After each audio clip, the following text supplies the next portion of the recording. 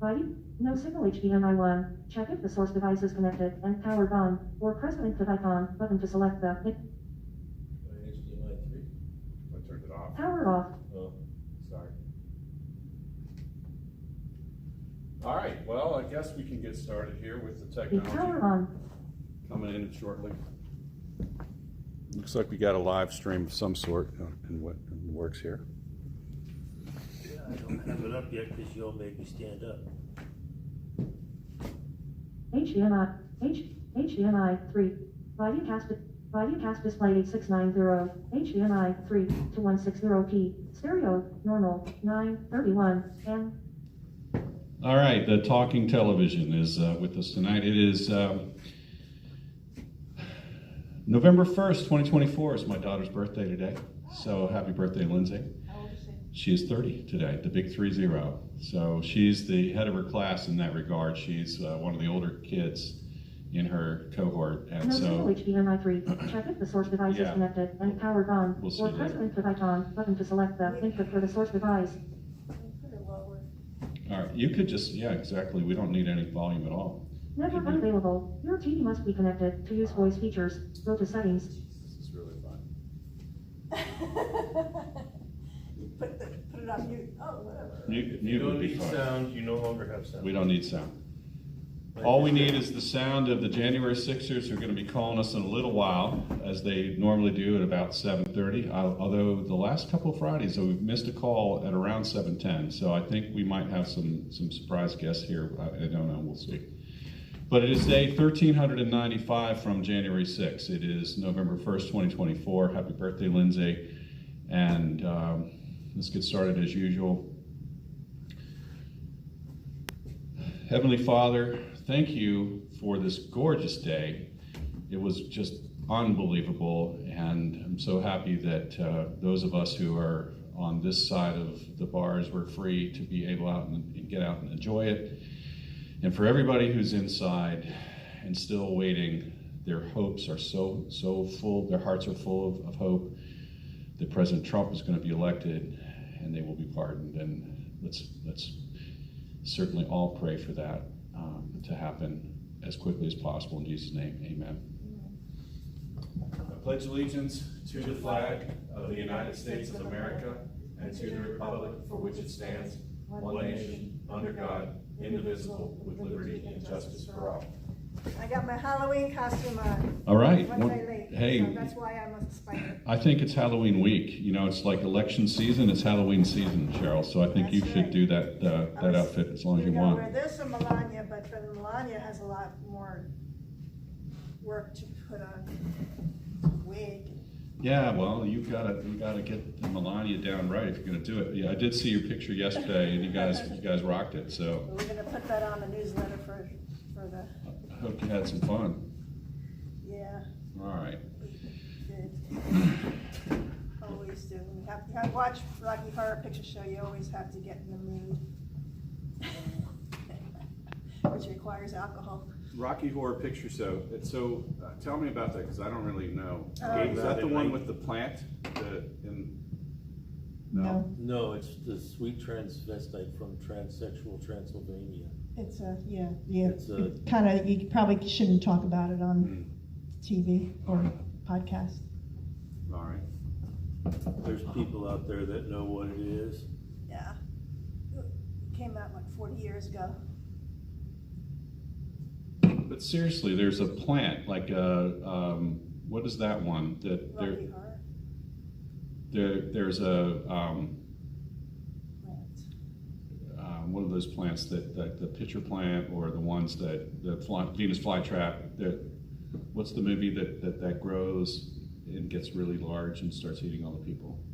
Wasn't that? I thought that was part of Rocky It's like Horror. a Vincent Price movie. No, I don't think so. No, it's a crazy movie. All right. Well, we were not going to win any It's one of those- trivia It's one of contests. those things where 40 years ago, you went to the movie theater at midnight, you watch this thing, you interact, you throw rice when they have the wedding, you throw rice when you have the wedding, when it starts raining, you get your water pistols out, you throw toilet paper when, I don't know what happens, I guess also when they're getting married.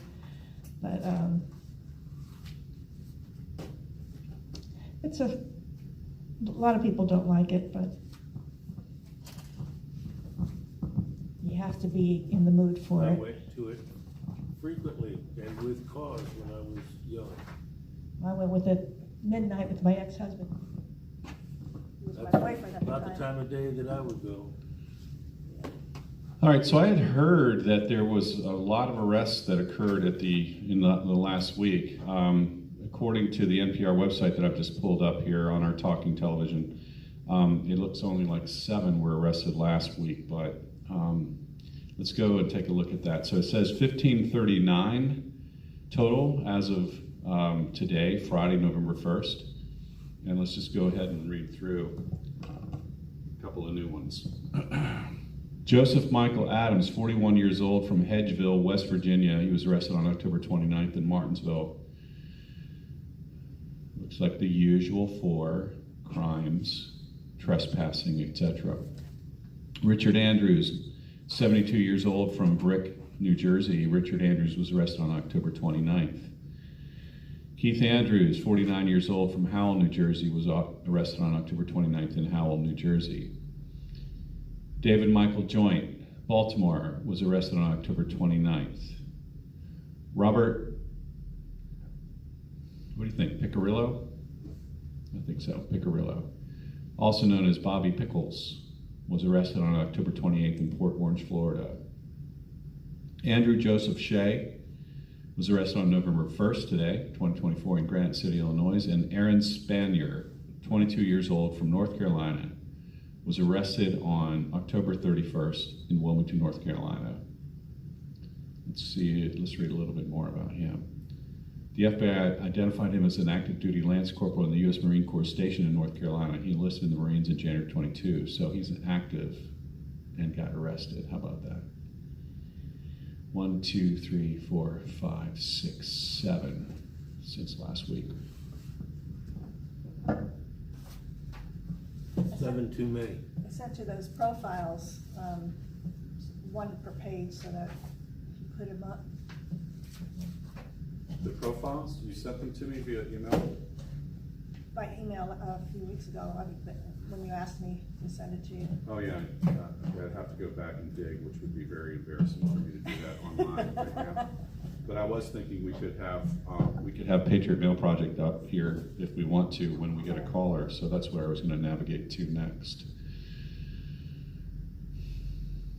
Well, that's easy, then we could just put the person's name up Yep. when they. We'll just put them in the search block and they'll come up. So let's see. How about Ryan Smith, for instance? What happened?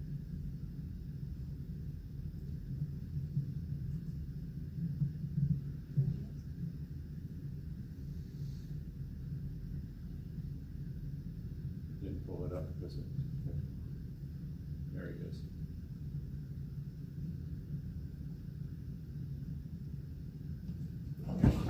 So that's, kind of small, I guess, in the background, but at least it's a picture and a little bit of background on who it is.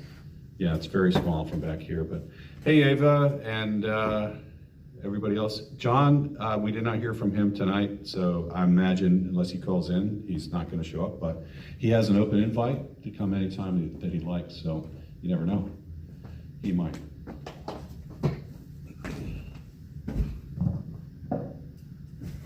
By the way, Jonathan Mellis's birthday is November 14th, so hopefully he will show up, or maybe we're going to have our NNP meeting on November 12th. Correct. Did I just say his birthday's on the 14th? It's on the 12th. You did. So I don't know if he knows about the NNP meeting a week later than we normally have it. Does he? I don't know. Well, he's certainly welcome to come, so that's a great idea to give him a little text on that, Cheryl, to get him up here, because I'm sure people would enjoy hearing from him and his direct, testimony of his experiences. And boy, have you spent any time on his website, We Are Good Men? Because that thing is just packed full of information and interviews and all kinds of stuff. So he's really done a great job with that too. I'm pretty impressed with the work that he's done. So Tuesday's election day, November 5th, and what I'm just throwing this out at you guys for the first time here, but I'm thinking, my original thought was to have a watch party, but and we can still do that. We can watch some of the First Amendment Film Festival, 1A Film Fest. We can watch some of that, but we can also do a watch party on the actual election results, is what I'm thinking. So I know of at least 2 of us will be here, so you guys are welcome, of course, and anybody else, but I think we're going to be here just in case, because when Carol's handing out stuff tomorrow at the Urbana Oyster Fest, we've been handing out all kinds of cards and flyers and things, and I do just want to be here in case people show up, and we can at least welcome them in. So. Because it's the first Tuesday of the month, and they don't know about. They don't know because we've been handing those things out, and just that's been out there for a while. So I just want to make sure that if anybody shows up, I would hate for them to come here to an empty building and just get disappointed. So we're gonna go ahead and be here. All right, a couple things. I'm just going to promote a few books that I've been reading, trying to read anyway. This is one that's been highly recommended. It's several years old. It is called 1 Second After. This is about the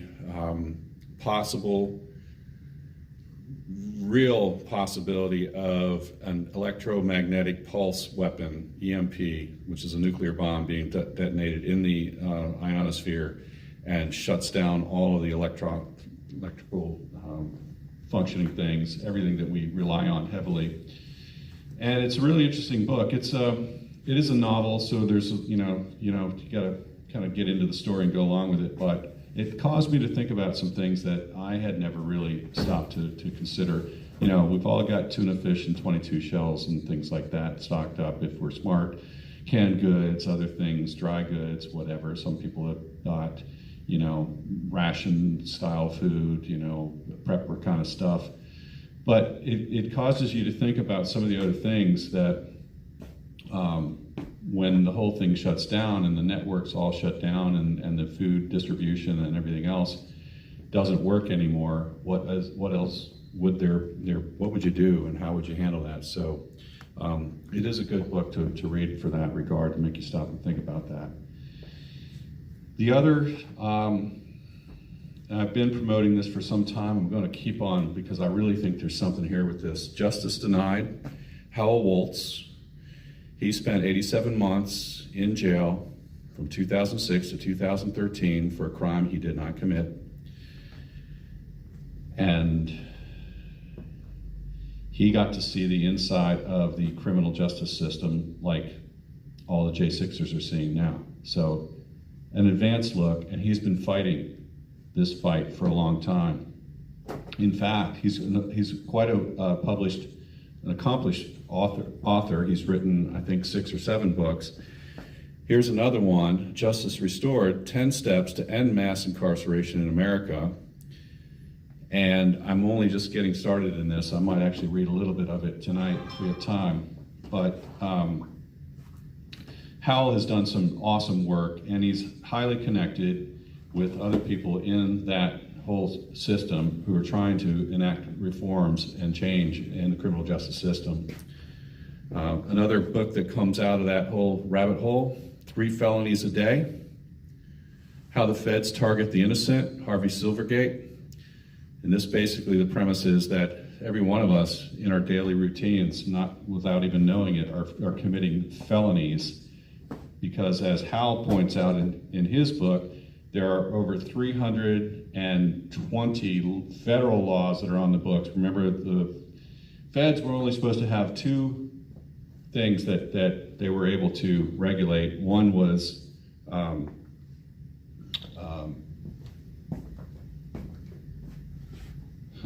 treason, and I'm going to get it wrong. The other one was having something to do with finance. So there was really only 2 things originally in the Founding Fathers that gave the federal system power.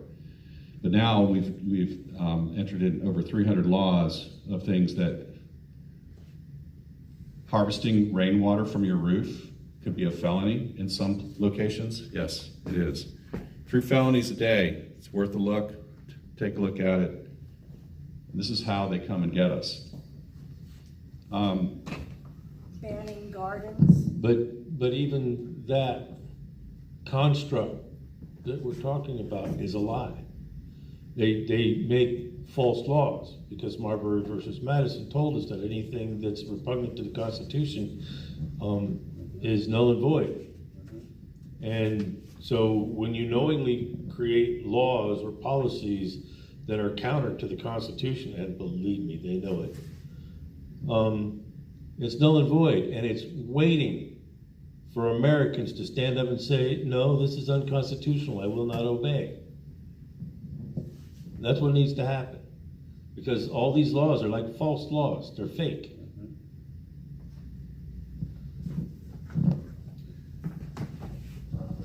Well, while we're on that topic, Maurice, I think you're right. I don't have to see it.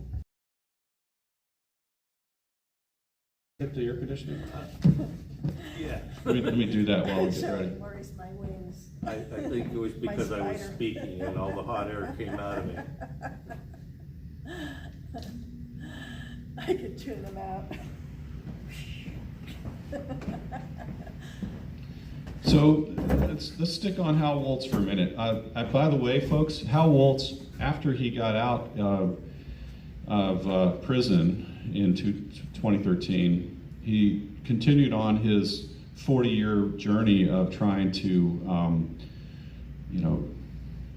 bring light to what's going on. He was very active before he was arrested, by the way. And again, I'm not going to spoil the story. People should read it. But he got some very strong hints that if he kept talking about things the way he was, he might end up back in jail. He actually lives in Europe now. So, but he's still working on it.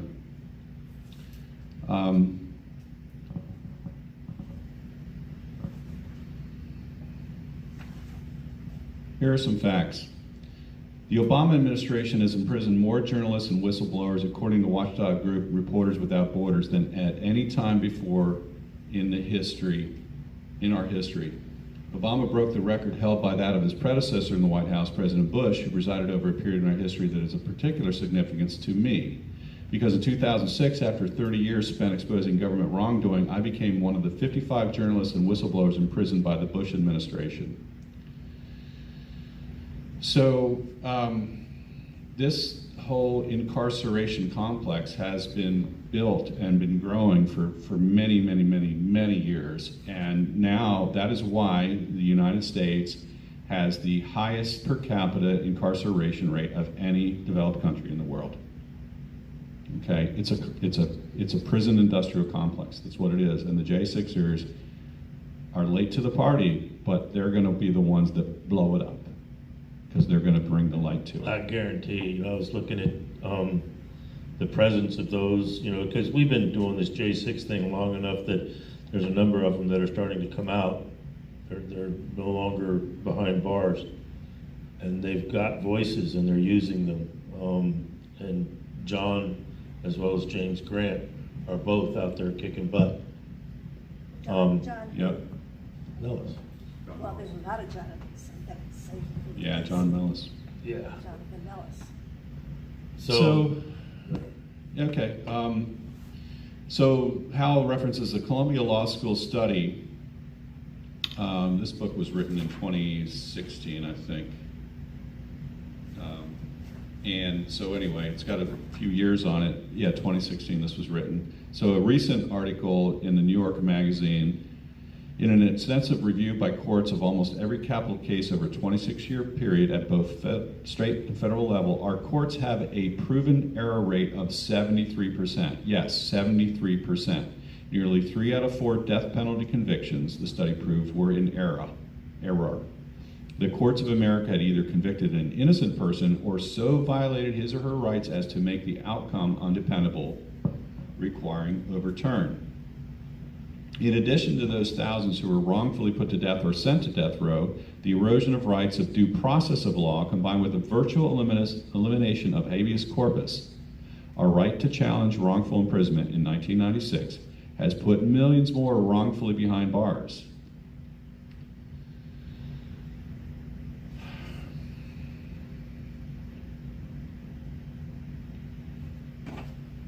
Go ahead, Norris. This sounds like a topic that Taylor Janatakis would have spoken about. Mm-hmm. But what year did you say that book was written in? 16? 2016. 2016. So that was 8 years ago. And here we are. This is somebody that knew what the system was about. Right. Well, he lived it. He lived it Yeah. for 7 years. Here he talks about an article that he saved, kept it in a box somewhere. Even though he moved, out of the country, he still had this article that he had clipped. It was from the U.S. Department of Justice Criminal Law Reporter, May 19, 2010, issue volume 87, number 7. The article stated, the U.S. Department of Justice estimates that 71 million people, approximately 25% of the American population, have a criminal record. He saved this article for 2 reasons. First, because it was the only time he'd ever seen an actual admission from the government of exactly how many Americans had been assigned to the label of felon. But the second was that the government admitted that this label applied to 25% of the entire nation, a percentage which in any other country would have been cause for revolution. So back in the spring of 2010, 71 million adults, 1 of every 4 Americans over 18, had already had a criminal record. 1 out of every 4 American citizens had been labeled or made into a criminal by their government, and now that same government had admitted that 3 out of every 4 of them had been wrongfully convicted. See where we're going here? That was millions and millions of American citizens violated in such a heinous fashion by the nation that presents itself to the world as a leader in freedom and justice. At that moment, I decided the myth needed to be exploded. So I researched the statistics on every brutal dictator and thug I could remember by name or nation, but none came close to the number of its citizens imprisoned by Ronald Reagan, George H.W. Bush, William J. Clinton, George W. Bush, and Barack Obama.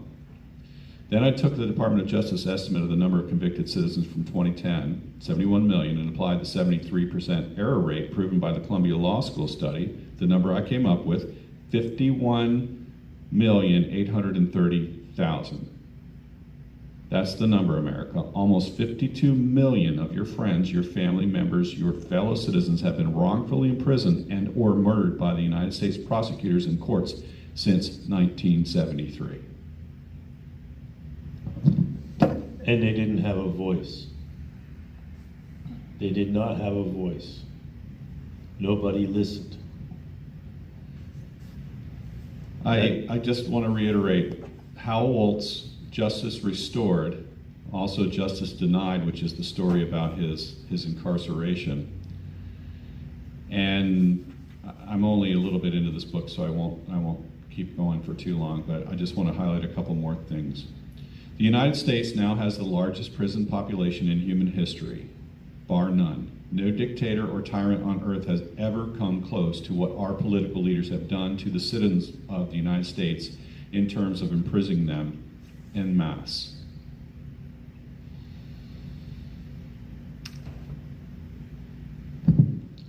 If that doesn't tell you that they can and would be willing to do it to anybody, nothing will. That's just nuts. Unfortunately, victims of the American system of justice lose more than just their right to vote. They also lose their right to defend themselves and their families, and they must pay taxes while being blocked from accessing many of the programs and services.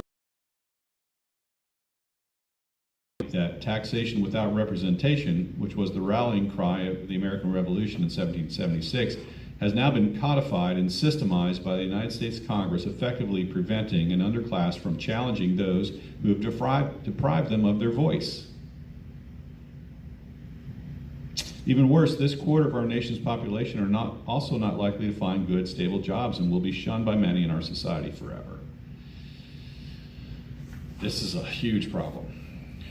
It's really huge. It's terrifying. that it was going on long before a lot of us ever saw it. And again, as you point out, if not for the J6ers, we wouldn't know about it. But now, I gotta say, having looked at what's going on with the J6ers, not only is the machine well assembled and well oiled, it had to have been going on for a very, very long time. I would imagine maybe 2 to 3 years prior to Vietnam it started. Yeah, who knows? I mean, that's a really great question, Maurice, to go back and kind of do the timeline of how this all happened. I mean, you know, prison has always been, you know, from the beginning, people figured out how to make money on it, or to, you know, the chain gangs and things, how to get things done, you know, all the movies that we grew up with and watched. I mean, it's always been a way to utilize that free labor pool that you got, you know. These people can't argue. They got to do it or else. They're yours, you know. That's what it is. It's slavery, basically, because you went afoul with the law for some reason. All right, let me get a couple more of these because I really want to get off of this and get ready for the calls. But a couple other things that just in the introduction of Justice Restored. This is what he was talking about, the felonies. There are 314 new laws. Okay, so here's where it is.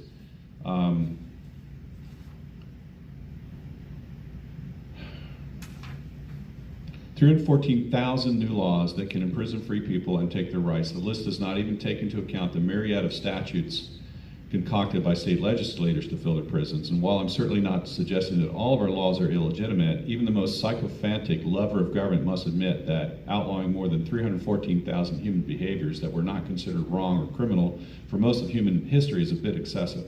Have you collected rainwater from your own roof? Have you helped a mammal escape from a fishing net? Have you mistreated a mailbag? Have you simply thought about committing a crime or made an offhand comment to a colleague that might be interpreted as suggesting that a law might be broken in the future? If the answer to any of these, or 300,000 plus or minus other questions, is in the affirmative, then you are a criminal, and that last crime, the crime of conspiracy, could put you in prison for longer than if you had actually done something. Think about that. You know, don't we know somebody that actually got convicted of being an accessory but not actually committing the crime? That got more time than the guy that allegedly committed the crime? We have cases of that for January 6th for certain, for people that weren't even in Washington, D.C. that are doing, you know, 20 plus years behind bars. So let me just finish up. In fact, 90% of federal cases today include a charge of some conspiracy to commit a crime. This simple inclusion makes a case a sure win for the prosecutor because there is no real defense against a charge of thinking about breaking a law. And that is definitely, when you look at the charges that these guys, there's a lot of conspiracy. And thus we have Minority Report. That's it. If you're stuck with the inability to defend just thinking about it, because, you know, I've been married more than once, and I've thought about a lot of things. Just saying. Just don't say it in front of two more people. You know, you're right. So this is like all about that movie Minority Report, and if you haven't seen it, you need to go see it. It's important that everybody understand the context, because I'm here to tell you, Hollywood and a lot of other folks in different media have been trying to tell us this stuff is going on for a very long time. There's another book out there. I don't want to just step all over what Tom's got going on, but the very first Secretary of Education started writing a book while she was working for Ronald Reagan. And she was telling us back then that they're tearing apart our education system. I want you to tell us about that one. Let me finish Howell Waltz up then. I'm sure our founders believed the Bill of Rights would stand for all time, and never expected our own elected representatives would be the ones to rob us of them. However, I have seen the First Amendment, freedom of religion and press; Fourth, freedom from unreasonable search and seizure; Fifth, freedom from prosecution without due process of law; Sixth, the right to a speedy trial by an impartial jury; and Eighth Amendment, freedom from excessive bail, fines, and cruel and unusual punishment, all but disappear in my lifetime. And after 7 years of working on over 400 criminal cases, I must now reluctantly conclude that the United States judicial system is no longer about finding the truth. What's called justice is about getting another win for the prosecutor and filling our prisons to overflowing to feed America's fastest growing business, the prison industrial complex. God, you know, that sounds so much like a show we might see in an ancient coliseum somewhere. It does. It exists for its own edification. There is no justice involved with the program. In fact, the only way to even come close to justice is if you happen to be somebody that can afford it. Well, that's another great point, Maurice. The people that can afford it. Look at the cost of defense in January 6th. These people are putting hundreds of thousands of dollars out there, each one of them. Some of them are well into the hundreds of thousands of dollars, and what are they getting out of that? Not a heck of a lot. Nothing in return. They hire lawyers that charge them by the minute, an insane amount. They don't actually get anything done in that minute. So you've got a J6er that's wrongfully held, wrongfully prosecuted, improperly prosecuted, has his rights stripped from him, with a lawyer sitting over there in a corner with his thumb somewhere else, not doing anything for him. Basically, feckless attorneys. Yeah. By the way, that book was called The Dumbing Down of America. And it talks about the mechanisms and the plans and everything that was put into place to start dumbing it down. And the biggest thing, and everybody out there should be able to recognize what I'm about to say, and that is we went from producing things to being a service-oriented economy. Anybody remember Bush Sr. talking about that? Yes. George Bush Sr. was talking about transitioning from a production economy to a service economy, which meant that we needed to change the way we were teaching our students. Because after all, schools have always been training ground for careers, workforce. That's really what it is. So anyways, the name of the book is The Dumbing Down of America. Look it up. If you can't find it anywhere else, go to pdfdrive.io and you will find it there.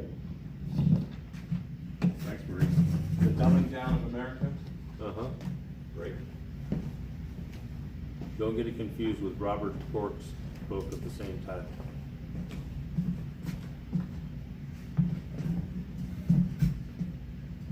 I just put William Sarsfield up on the screen here. Not really. What happened to it? You turned it off. You turned it off? Or it went off because it sat too long without a Maybe. signal. Anyway, he was on Wednesday. Yeah, on Wednesday he was having his trial in D.C. I did get to sit in on that for a little bit. I didn't bring my notes along with me, but it seemed like most of what was. They had a Capitol Police officer there who testified about her day. She did not see Mr. Sarsfield. She did not interact with him. She doesn't know him, anything. She was simply there to testify to basically the government's premise of what happened that day. And so it was a little bit of just theater back and forth, and the defense attorneys basically having to establish that she did not know him, had not seen him, had not run into him, didn't have any relation to him, whatever. So it's like, what was this even for? And then also they brought in actually the head of the Secret Service detail for Mike Pence. Again, I guess to describe, to get on the record the fact that Pence was there and Pence had to leave and so on. But again, no relationship to Mr. Sarsfield whatsoever. And that was what, 3 hours worth of sitting there, something like that, 2 hours worth of that. They took a break. I did not go back, I had to leave. But these trials are going on every single day, people. We've got folks in there all the time, either sentences or trials that are happening. Cheryl, maybe we can flip over. Do you want to talk about what's coming up? Do you There's have really anything? not much coming up. Maybe just talk about that fact. Not much is coming up. A lot of the sentencings have been postponed. We do have Brian Smith's sentencing on November 15th, which is 2 weeks. Friday. And Jonathan Copeland, who we talk about a lot, he calls in a lot, his is on November 22nd. And then after that, they're all postponed until January for some reason. Maybe they're giving us a hint of who's going to be president and why waste the time. So, do you think that they're, some of that is because of the election, that they're pushing things off? Is that what we've been hearing? Yeah, a lot of people are saying that, you know, that they're pushing it off because they don't want to waste the judge's time and everybody else's time because, you know, maybe they'll be pardoned. And hopefully they'll be pardoned. Hopefully Trump will be there. I believe that's going to happen. Otherwise, things are going to be rough on them. I would never overlook the possibility that the psychological impact of waiting that long after an election, stealing it, and then sentencing these guys to rotten hell for 20 years. I would never underestimate the opposition's want to do such an ugly thing. I agree. So let's jump into that topic a little bit. I am on X. You can find my handle there, just Tom Jeff. Just look at that. I think you can find me under just Tom Jeff. And I ran across this post from a gentleman named Robert Randanon. It was posted yesterday, October 31st. It's the Color Revolution playbook. And I think this came from somebody named Mike Benz. Anyway, to try to give credit where credit is due, between Robert Randanon and Mike Benz. Step 1 is delay, prevent certification, buy time to execute a cover revolution regime change at the point of maximum vulnerability. Here's the formula to prevent Trump from taking office per Mike Benz. Keying off of transitions from post-communism by former ambassador to Russia, CIA coordinator Michael McFaul. So there again, that's another rabbit hole to go down. But anyway, here's the summary of this. The playbook. Number 1, delegitimize the Trump win. This must happen quickly and delay any certification. Number 2, prevent certification via chaos, threats to key congresspeople, immense media pressure, and massive public protests and street riots. Rent mobs and useful idiots, etc. The mob is crucial. The mob muscle is the most important pressure mechanism. Number 3, move the decision to SCOTUS and pile on the pressure to void Trump's win. Number 4, media surround sound lionizes the mob as freedom fighters fighting for democracy, and it's nonstop. The country is on fire. Number 5, the SCOTUS justices are intimidated as they were in 2020. Install Trump in office and the whole country will burn down. Redo the election? Can't. The country will burn. So basically, they're anticipating the SCOTUS being, feckless. SCOTUS acquiesces to save the country and appoints Harris, and the blob maintains control via their color revolution. Once they're in power, I would expect the political prisoners count to go through the roof. Per Benz, the final arrangement is a compromise, a split between the guys with guns, often feds with more local law enforcement. They stand down. So that's sort of the 7 steps to lose here. The good news is that we have a way to stop this. So how do you stop a color revolution? What is the Achilles heel? Well, we have examples of it. Several of them in different areas of the world have in fact been intercepted and stopped, but it takes some strong action. There are 3 key vulnerabilities. They are media control, rent-a-mob generation, and corporate extortion funding. Anytime you want to jump in, please do, but I'm just going to read this. So, Absolute control of the media, number one. The blob has to control the narrative. I'm not used to the blob. I don't know, maybe you've been former government. I don't know if you know the blob, but that's somebody's use of. The blob is the government. Yeah, okay. So the blob has to control the narrative. They must portray the plight of poor demonstrators as highly moral, a fight for freedom against tyranny. Well, we see that in all their attack ads on Trump, that he's going to, he's going to be the one to destroy democracy, etc. The rioters are saints fighting against a clearly stolen election. The rioters are the saviors of democracy. But the problem for them is tens of millions of us no longer are paying attention to their propaganda, their lamestream media outlets. If we were, Trump would not be in the lead. X is the #1 foil, but so are all these long-form podcasts, citizen journalists on Locals, Rumble, etc. The counter-narrative is leaking out all over the place. Joe Rogan is almost a force of nature. They must control the narrative. Seems to explain why the Soros purchase of 200 radio stations got fast-tracked, but what percent of the population listens to those stations, aside maybe from live sports broadcasts? How many people would stop listening to them once they find out that, oops, Soros bought that? That's true.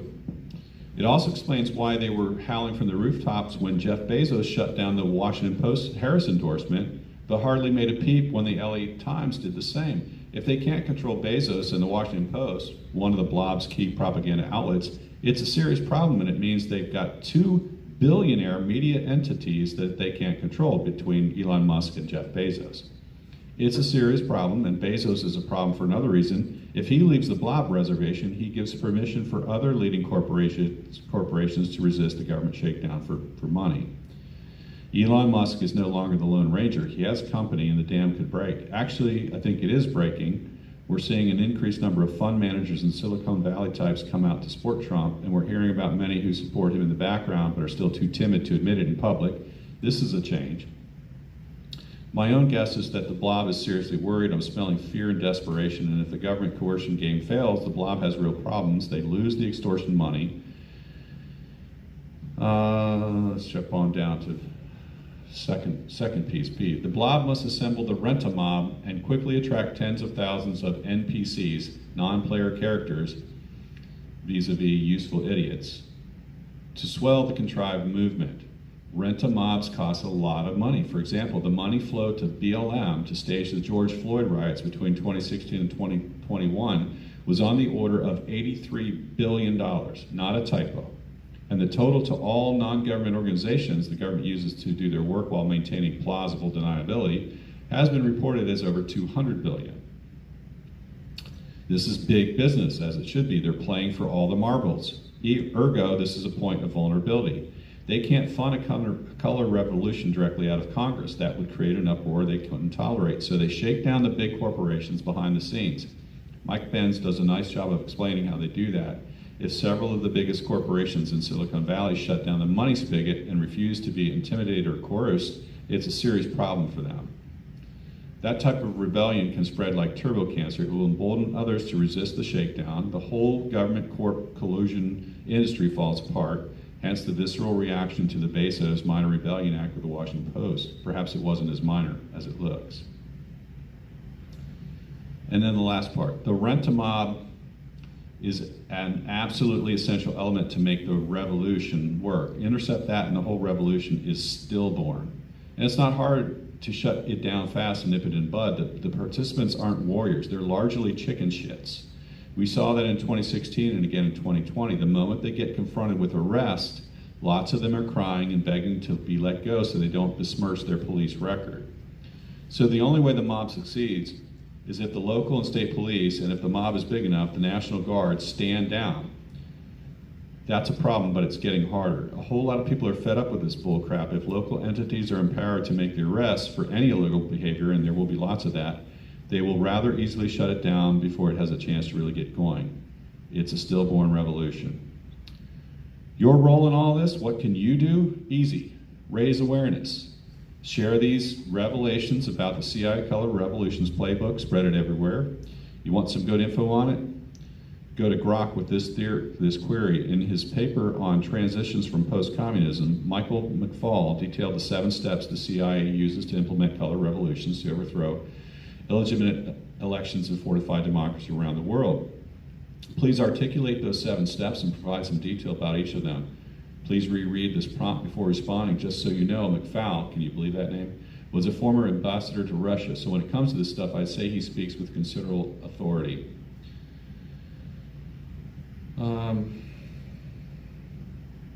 Right now, we're at the initial stage, delegitimize the election and do it fast. It's in your face, by all appearances, the blob is hard at work on step 1. I think that's true. Yes. I absolutely feel that that's true with everything you see. With I what, totally agree. Yeah. What were you working on today? You said you had a bunch of stuff that you're gonna talk about? Not yet. Not yet? Okay. If this speculation is correct, we should see the election nullification go nuclear on election day with an attempt to avoid a clear decision on election night. Well, they've already said that. It's going to take days and days to count, right? So they're already setting that up. If the vote is too big to rig, and if Trump is declared the winner on election night, we should then see a massive election delegitimization operation and rent mobs take to the streets. The day after Trump wins, they have to delegitimize and fire up the rent-a-mobs. Watch for it, and watch for every move to shut down the counter-narrative media. Elon Musk is at significant risk. Alex Jones has known these things for a long time. Note the relentless blob war against InfoWars. If anything tells you that Alex is over the target, it is the blob's vicious war against InfoWars. If Alex was just a nutcase, they wouldn't care. We'll see if Bezos caves. My guess would be all the pressure will be immense. Hopefully Bezos says screw it and throws in with Elon Musk. This could also explain the Meta and Mark Zuckerberg reaction this time around. Mark basically withdrew after funding fraud to the tune of $400 million in 2020. Let's click that one around a little bit.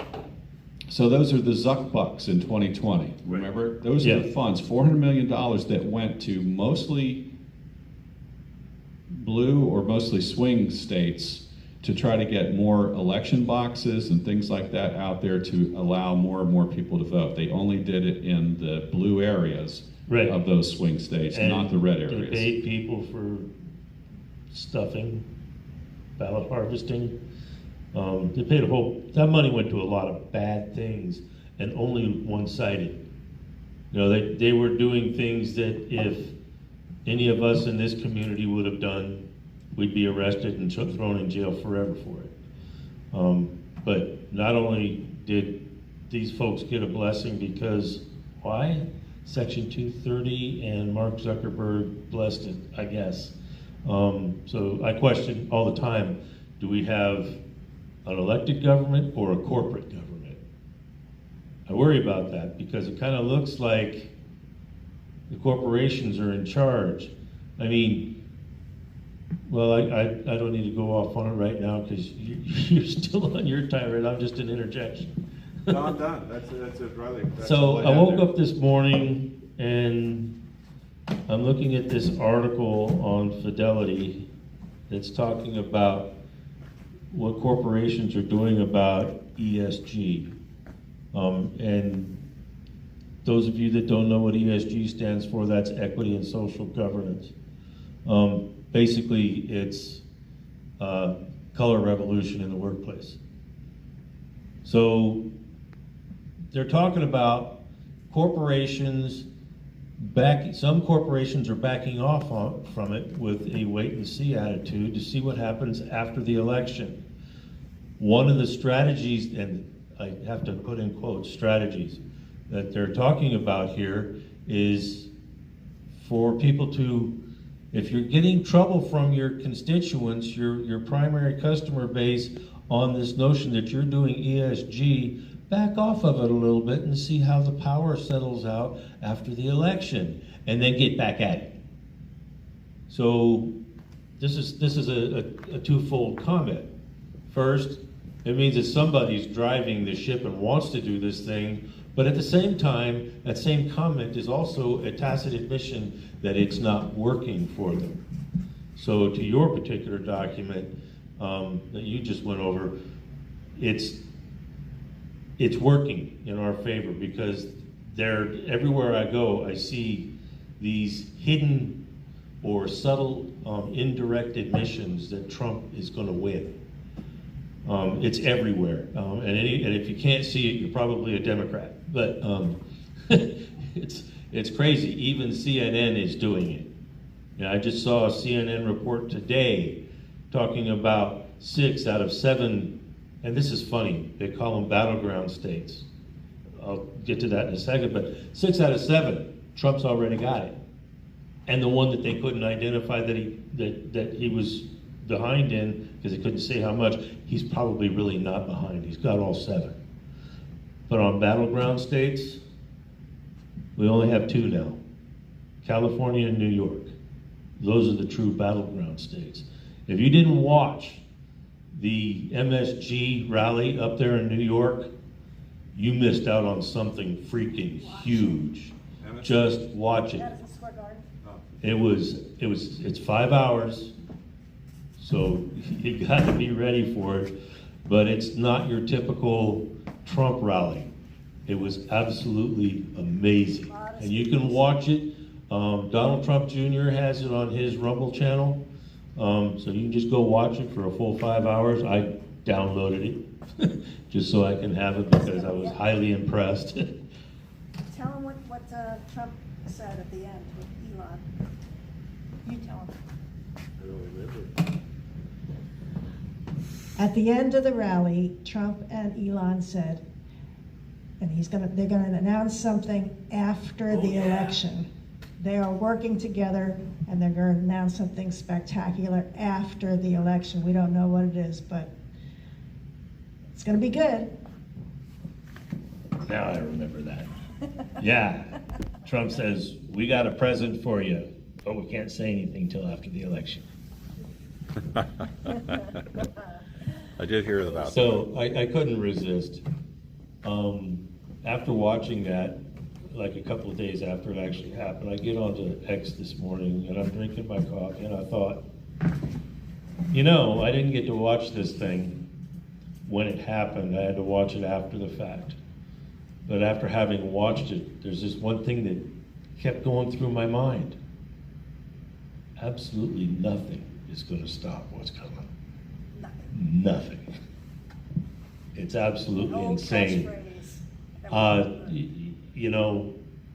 We know that they're going to try to cheat. I saw something also today that indicates that they're actually catching it in real time. I give you Arizona. I give you Virginia. All of them resolved today.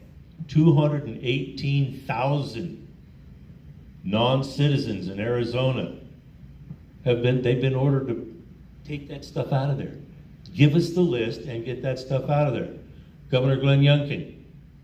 Just last week we were here talking about the case where some judge said, oh no, it's less than 90 days. You can't take those non-citizens off of your rolls. Glenn Youngkin, our governor, appealed that. Today, we hear from the United States Supreme Court, that was fast because it went through 3 court levels just since last week. So these are emergency cases. And today the U.S. Supreme Court said, get those out of there. We don't want those 1,600 names on the voter rolls. So things are happening, and they're happening in real time. Out in Oregon, just a few days ago, there was a case about the Secretary of State got busted. 13 counts of election fraud just by herself, and she had other people around her. So things are happening, and it's hard to pay attention to all of it. No, that's a great point, Maurice. How about Lancaster, Pennsylvania? I just saw a couple days ago, they had, I think 2,500 very late, not late, but at the very end of the deadline of applications for mail-in ballots. 2,500 applications came in, and they started looking into those, and they found that like 60% of them, and they weren't even done going through them, but at that point in time, 60% of them were fraudulent. Yes. So that was, they're going out. So this is the difference between now and last time, which is we've actually got standing because we've got charges that have been applied before the election. So that's Exactly. a big difference. Exactly. And when it comes to, making a case in the Supreme Court, this is gonna be key. We're tracking everything that they're doing in real time. And I can only imagine that putting together a team that makes that work is just a huge, huge, huge thing.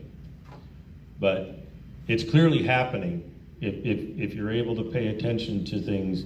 And don't feel bad for me saying that, because it's very difficult to catch everything.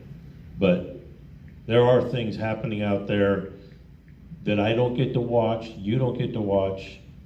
All we can do is see the results and say, you know, somebody must have been doing something there. Because they're not going to telegram, excuse me for using the word telegram, they're not going to telegram what they're doing behind the scenes to everybody, but there's clearly things happening. So be encouraged, and I'll have a little bit more in just a second.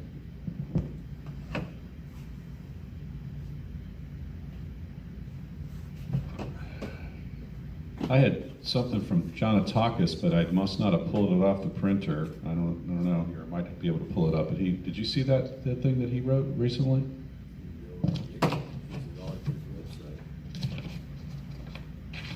It's probably in the newsletter.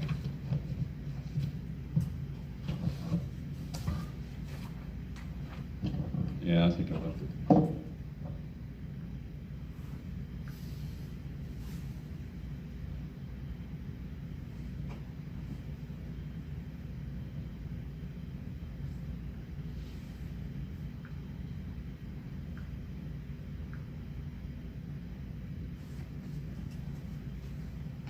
Nothing on the website.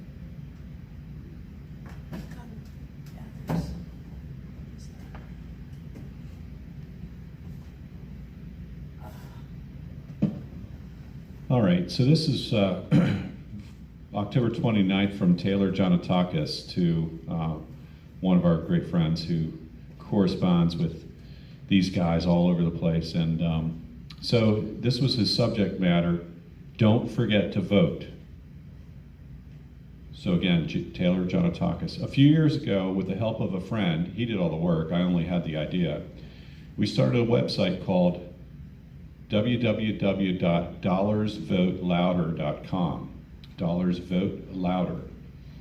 With the concept that as the people, our greatest strength lies in our individual choices, that like single drops of rain, eventually form raging rivers capable of moving anything in its path. Hydraulic forces are some of the strongest forces on earth, and so is the will of the people. That will is expressed moment to moment and day by day when we vote with our dollars, our eyeballs, and our clicks.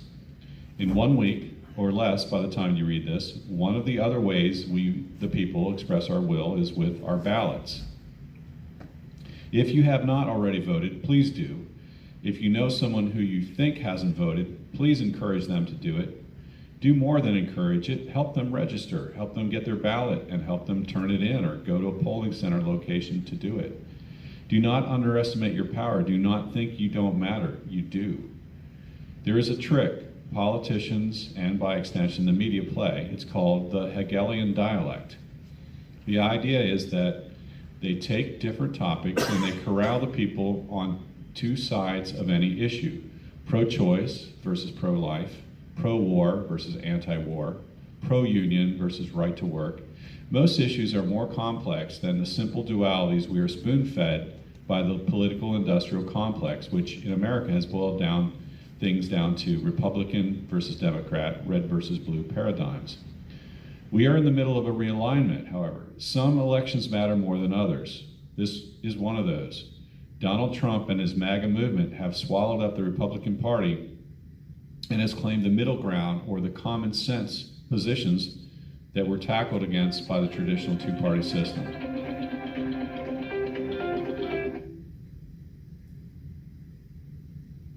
This is a prepaid call from Dominic from Fox. an inmate at the Washington, D.C. Central Detention Facility. To accept this call, press 0. To refuse this call, hang up. Your current balance is $47.20. This call is from a correction facility and is subject to monitoring and recording. Thank you for using Global Tellink. What's going on, guys? It's, Hi, Brian. This is Brian. How's everybody doing? Hey, Brian. Hey, guys, how are you? Good. Yeah, you guys excited for the 5th? Yeah. Cautiously optimistic, maybe? Yeah. Yeah, we're really excited. We were just talking about it. I mean, it feels like it's definitely going the direction we wanted to. Yeah, that's kind of what worries me, I think, sometimes. Yep. Should. Yeah, and we were talking about that too, about what's going to happen immediately after. And you know, I do think that I was reading an article that somebody had posted, and basically, you know, this color revolution idea that they're going to try to delegitimize it and so on. But you know, frankly, we're not paying attention to them anymore. You know, mainstream media is not our thing. You know, so I feel like we have some control there. It's been one of the more confusing parts of been a lot of confusing things over the last say well, rounded up to like 5 years, right? 5.5 years maybe. But one of the most confusing parts of it for me is how quickly people had forgotten and turned right back to the lies on the boob tube, you know what I mean? Just like right back to the mainstream media, right back to hanging on every word of it, right back to like the game and the rat race, you know what I mean? Like for me, I really wasn't there like before the 2020 election or for quite a while going into that, but I felt like if President Trump did anything, it was just expose them for like their preconceived agenda and like the lies that they had, and it just exposed them for the frauds that they were. And then people sat there and watched what they did with the coverage of the 2020 election, and the election night, and then like it didn't take long, and they were right back to their TVs with the same people that were just lying to them, just listening to them again. Like that part of this always kind of confused me. Well, the good news is, we were just talking about this as well, is they're already finding the cheating going on, and there are lawsuits and there are people being charged across the country. So that's a difference from now and 2020. I think that's very positive. That's for sure. And I mean, I've been in lockup now going on 7 months. So like I haven't been super up. Even before the 7 months, I was kind of a little bit preoccupied because I was a pro se defendant getting ready for my trial for quite a while, running into that. So I really wasn't paying attention to, or didn't have my finger on the pulse of what was going on nationally with the different state legislatures and the voting laws. But you know what I mean? Like my prayer has been, of course, that they've made some significant changes to some safeguards and to make sure a lot of like the horrible abuse that was going on in 2020 doesn't happen again. So Yeah, and there's a we'll lot more to do, but enough of it's happened, I think, and enough people are awake to it, that it's making some significant differences. And frankly, I mean, they couldn't have picked a worse candidate than Kamala. I mean, really, think about it. You know, if there was somebody that was more disliked than Sleepy Joe or Peter Pete, as his son likes to call him, I think it might be Kamala Harris. Right. Well, they sort of lowered the bar, right? Because you know they picked her because they didn't want anybody who would outshine Biden. And then, you know, when they pick her, then they pick Tim Walz because you can't have anybody that's outshining Kamala. But you're kind of down at the bottom of the barrel at this point with these people. I would surely hope that they're at the bottom, but I don't know. They never seem to amaze me. But yeah, Tampon Tim leaves quite a bit to be desired. And I don't remember exactly what he was in the debate with J.D. Vance, and like his excuse for like blatant lies was that he misspoke, or I don't even remember what he said. It was just like I was bragging or something like that. I mean, he's lied about so much. I mean, he's up there with Sidney Blumenthal. Didn't he try and steal valor and all kinds of other things too? Right. He tried to. I think he even had he had some sort of a pin, an award that it was the marksmanship award, Oh, he had a rifle marksmanship award. Right. You can't hold a rifle. Right. Yeah. He was the very basic level, if anything, and he claimed to be like a sharpshooter. So yeah, big difference there. Yeah. There was a one. That seems to be a trend. We had Pocahontas that was 1/1024 Cherokee Indian, or she assumed. That's what she was, but she assumed that she was Native American and got tenure at Harvard because her grandmother wrote a cookbook that had a recipe for kung pao chicken in it. I never really understood that excuse. And then we got Hillary lying, even though it was on camera, about her dodging bullets and she arrived in Baghdad, you know what I mean, and having to exit the tarmac. And they show the video and she's shaking hands and just like, you know what I mean, there's obviously nothing happened. You got I can't even, half the time I can't discern the words that come out of Joe Biden's mouth. I'm not able to string together into anything close to a coherent thought to figure out what the hell he's talking about. However, I'm pretty sure that most of the time it's just blatant lies that are just made up. You know what I mean? I think he's been caught in about 100 and carry the one. Yeah, 117,000 lies over the last 6 years, or the last 50 years. But I mean, he even lied about. I remember all the way back. Didn't he lie about like law school? And I thought he was got caught plagiarizing and everything else when he was in law school. When he was running for Senate, he claimed that he was like magna cum laude or something like that, and he was like 39 out of 40 or something. Yeah, he claimed to be the head of top of his class, and it was just completely made up. It was completely made up. There was nothing to it at all. So it's just, and then at one point he during an interview he said something to a question he was asked. He said, "Well, you need to not trust me because I'm a politician." He said something along those lines. But basically, that's my job, is to just make stuff up. So. Oh, I do remember that. I remember somebody saying that questioning his integrity or whatever, and he's like, I wouldn't do that. So I remember it was an interview from a long time ago, but he basically said that he was full of shit. Right. You know what I mean? Like he would say whatever it took to get the job done or whatever, right. In the town hall setting. I do remember that. I do remember seeing that clip a while ago. Yeah, it's craziness, but I don't know. I almost.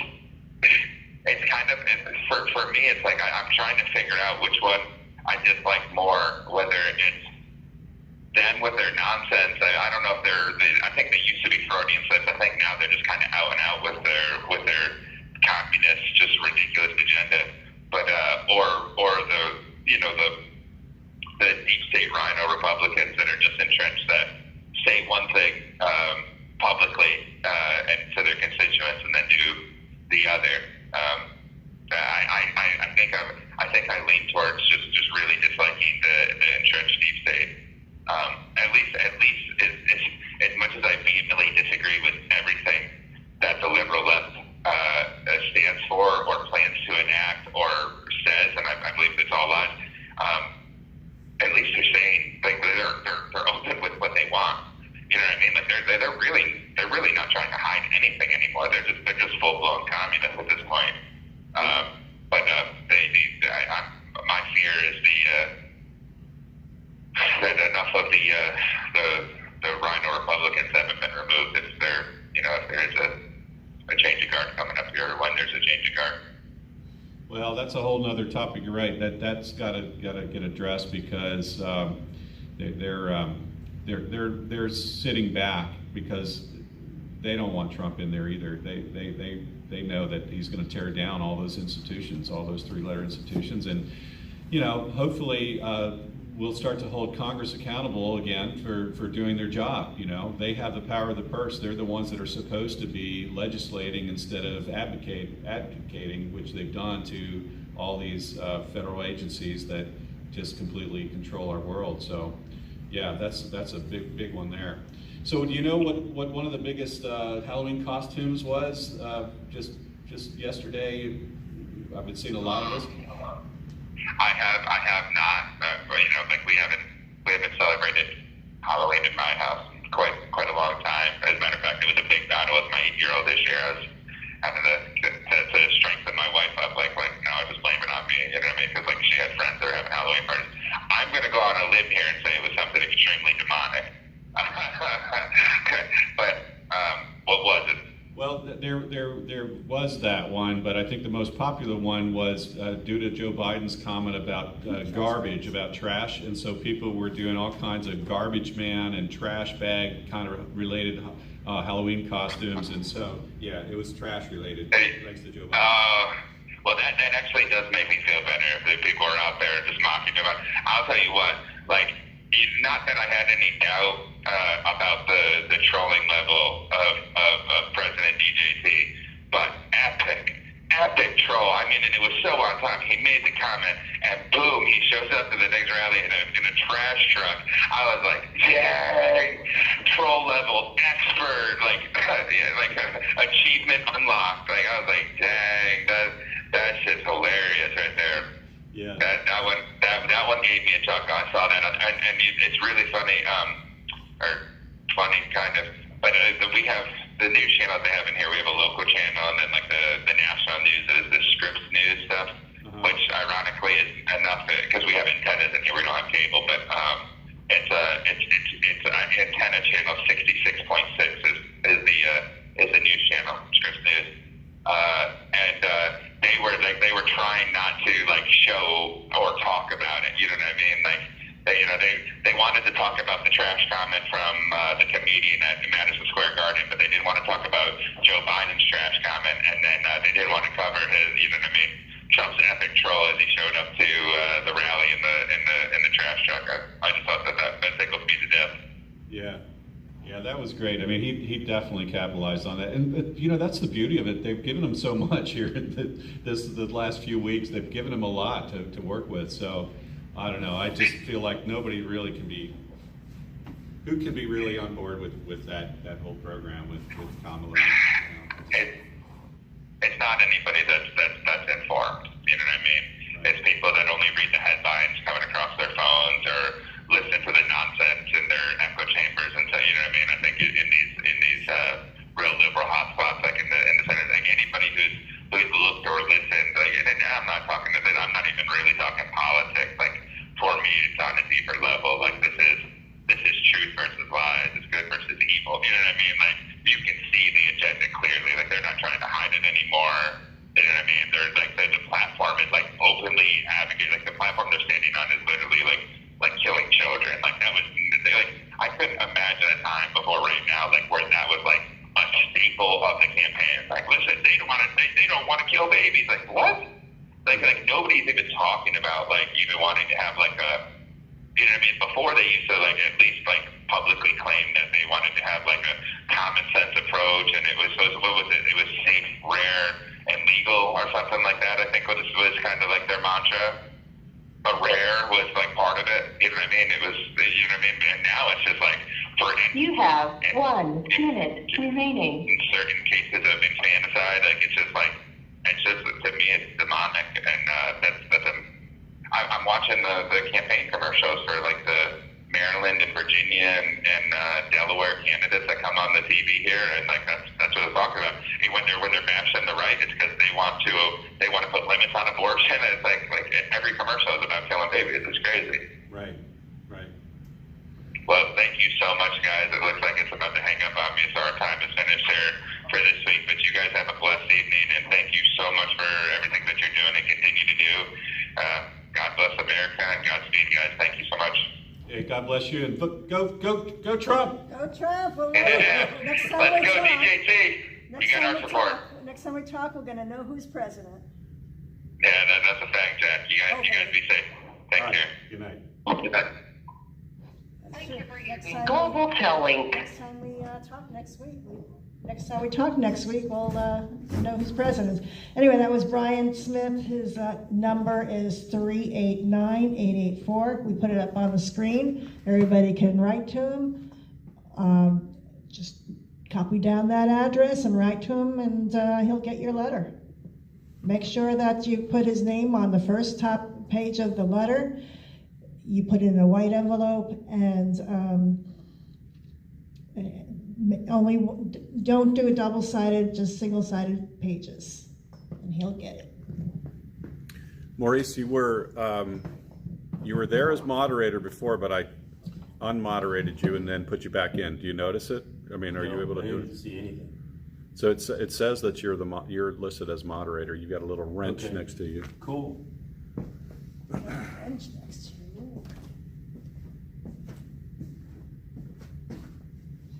I guess I can finish Taylor Jonatakis' thing if I can get back. Rewind a couple lines.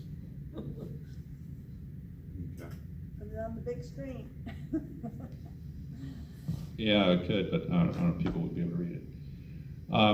So he basically was talking about how most issues are more complex than the simple dualities of, left versus right, union versus not. He says, we're in the middle of a realignment. Some elections matter more than others. This is one of those. Donald Trump and his MAGA movement has swallowed up the Republican Party and has claimed the middle ground, or the common sense positions that were attacked against by the traditional two-party system. For example, for the first time in living memory, we've had a Republican Party that is anti-war and pro-life, to Brian's point just a minute ago.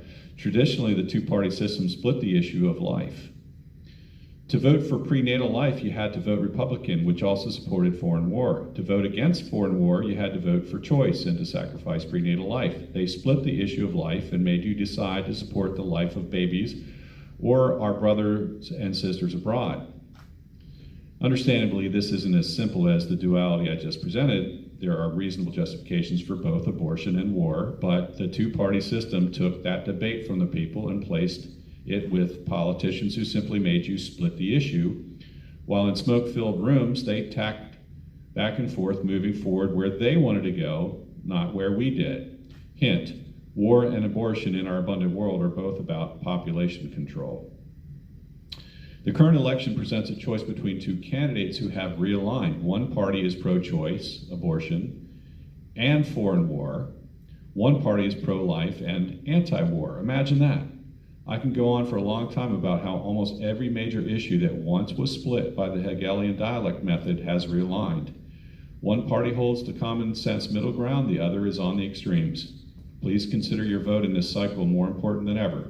This election will solidify the direction we go in for the next generation. Also, I've heard some good things for my family, and if the red team wins, well, he's going to leave it at that. Taylor Jonatakis. So where was that? What date did he write that? That was the 29th, October 29th. So it's not on Peasant's Perspective then? I don't know.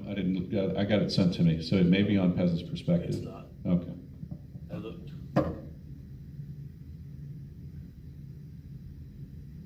Okay, Maurice, what is that website that Taylor Jonatakis has? Peasantsperspective.com. Peasantsperspective.com.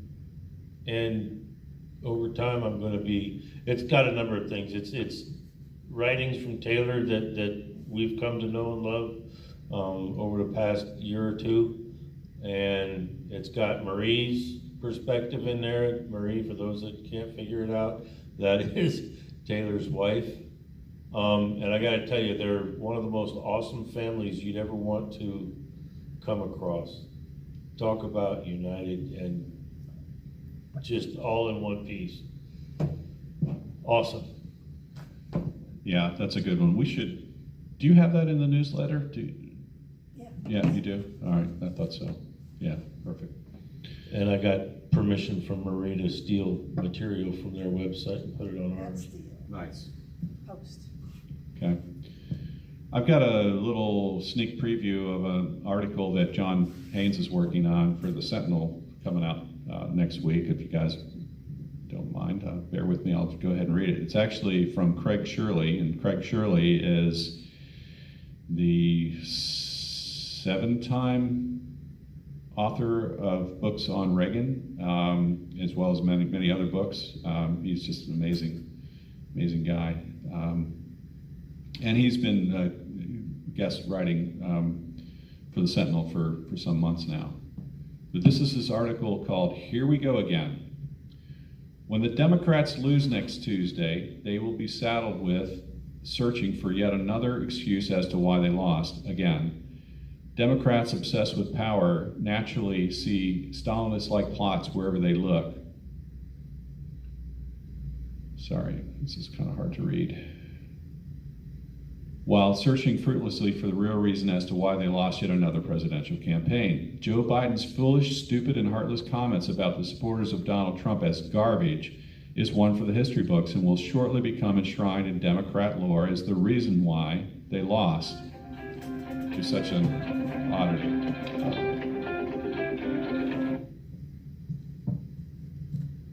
Hello. This is a prepaid debit call from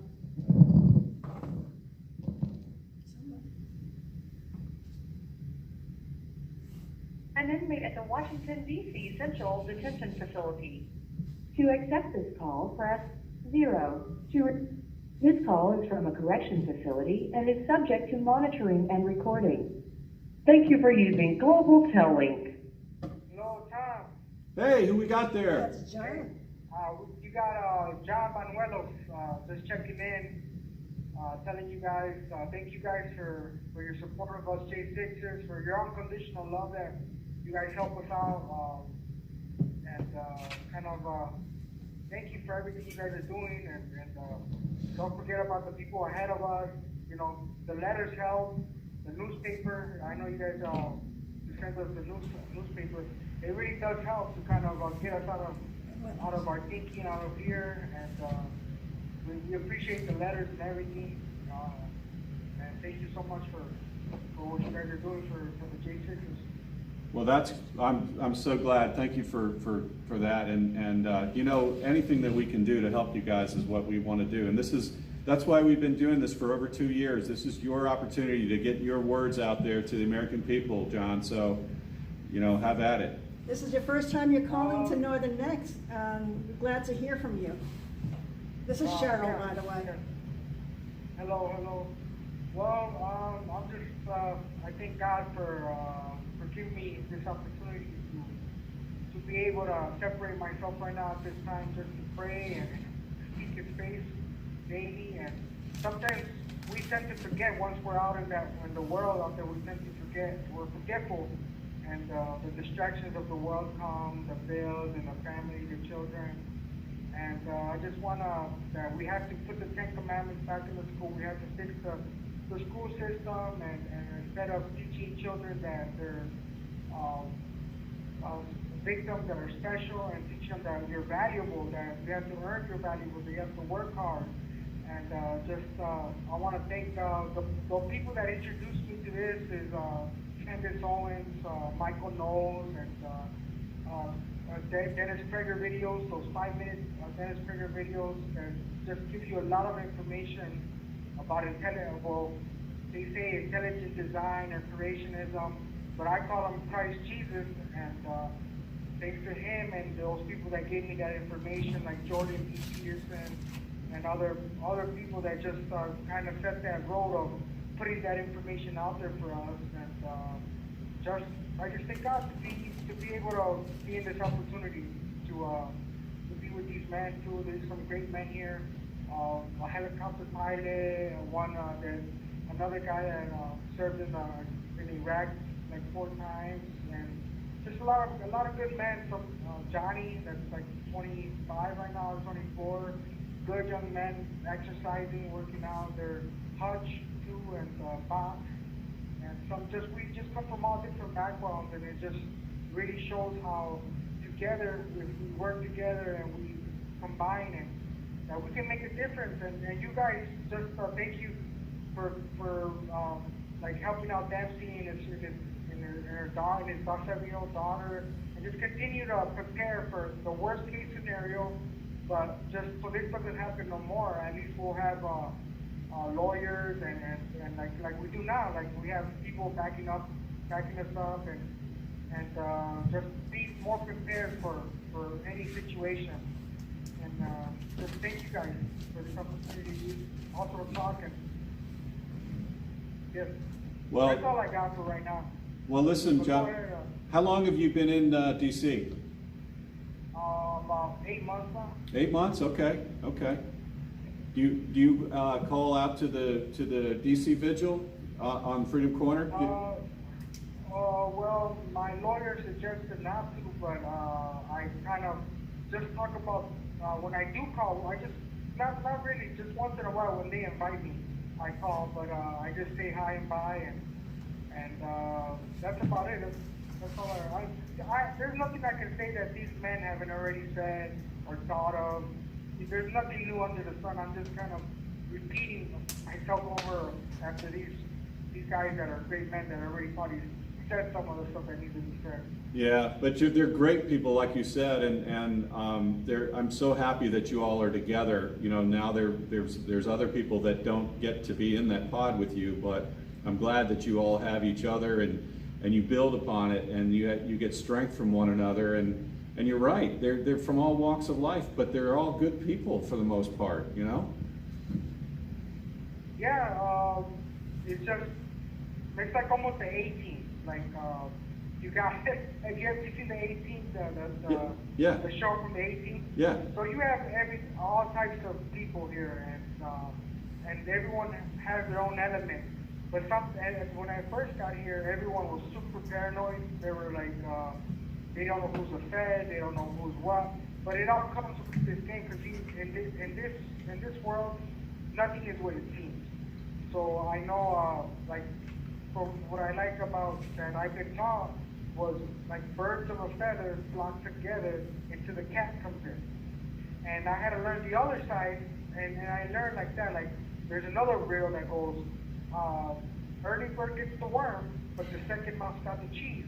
And so there's like kind of stuff that you have to learn and watch out for. And like, I know a lot of people have got less time for telling on other people. And so when I first got here, there was like, people were super paranoid, and you don't know who to trust or whatever, but in reality, God's in control of everything. We're here already, and we're just here for the ride, and I just thank God for the opportunity they're giving me to serve and to be separated and just kind of work on myself and kind of see what all this, the truth is coming out. Those murky waters are being exposed, and I thank God for that He used me for this opportunity. Wow, that's the great way to look at it, because you guys are going to do great things, because you're going to get through this. This too will pass, but this is what we've been talking about, the prison industrial complex in this country. You guys are bringing light to that, and it's a problem that needs to be fixed. Oh, yes. I've seen a lot of action-packed, when I was in the federal, over there, FCC Chicago, I was with a lot of great Black American men, action-packed. They should have joined the Navy SEALs, or they should have joined the military, but instead, because they were not giving a book, or they were not giving words like you're valuable, or they didn't have a father in their life, and they were raised by a single-family home because of daddy government, or because of the warfare between the man and the woman. They ended up in federal prison, and they're just real good action-packed kids where they should have been serving the military, or we being used as some sort of secret agent. But it, I'm sorry. Go ahead. No, that's Go okay. ahead now. No, hey, before I forget it, I liked your sayings that you said. I heard a new one last week. There's more than one way to skin a cat without getting hair in your teeth. Yeah, that's a good one. Have you heard the one, curiosity killed the cat? Or curiosity killed the cat, but satisfaction brought it back? That's nice. Yeah. I like it. Yeah. Well, thank you, Tom, for letting me talk and just we gotta work together. We gotta love each other. You know what I'm saying? We have to, like, Donald Trump's gonna help us get a school going on. I heard him that he's gonna try to get like our school system back in order. We gotta really fix this.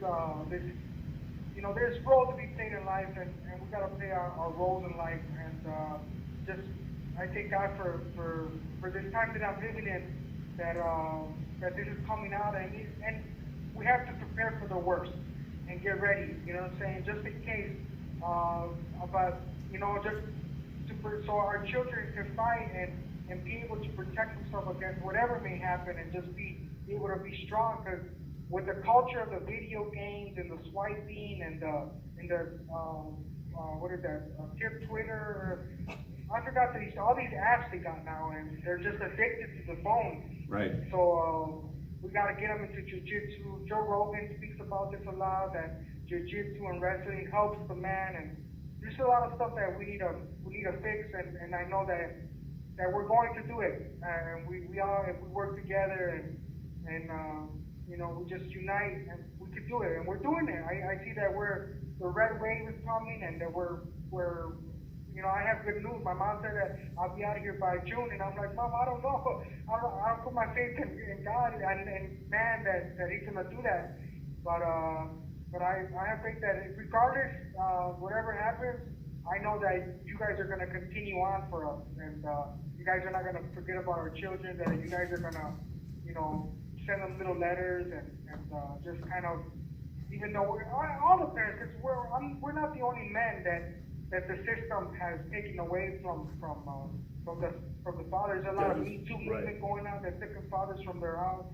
So there's a lot of stuff that's going on that I think, God, that you guys are going to be able to expose. Yeah, and we have to, because you're right. I mean, the statistics are almost 1 in 4 people in the United States have a criminal record. We were just talking about that earlier, and it's just because the federal government is against it. So, yeah, sorry about that. That was Cheryl's phone message. Yeah. Yeah, they're making money off us and off the other men that I've seen in the federal building, and so there has to be a better way to fix this problem, because I'm seeing that all these you know, masculine men that are in prison, and we're I don't know, I'm trying to make sense of it, but all I keep figuring out is I don't know nothing, and just continue to read my Bible and kind of focus on putting down first, and it seems that he has everything under control, but we need to step up, we need to work together, we need to love, we can't be forgetfulness, we can't forget, and we need to know that it's a spiritual battle, and that's going out in ourselves, and thank you for this opportunity that we have, and just continue to support us, and the kids out there, their grandchildren, just continue to focus, and thank you so much for your support. You and bet. The unconditional love that you have for us J6ers. Well, you bet. It's the least we can do. John, it was a pleasure to meet you and talk to you tonight. Thank you so much for calling. Feel free to call anytime you like. Okay. When I get invited again, I will. All right. Okay. Thanks All right. much. God bless you. God bless you. Good night. Good night. Thank you for using Global Tellink. She just got back into the J-Pod because that other guy is gone. Well, interesting. It was nice to hear from him, though. All right. Ooh, we're down low on power. We don't have one of our power. No, I always take it out just the wrong time. No, I'm plugged in, but it's low. We'll see how we do. We've got 25% left. But in my bag, it weighs 5 pounds. It eats a lot of juice. This live streaming takes a lot. Yeah. Hopefully it holds.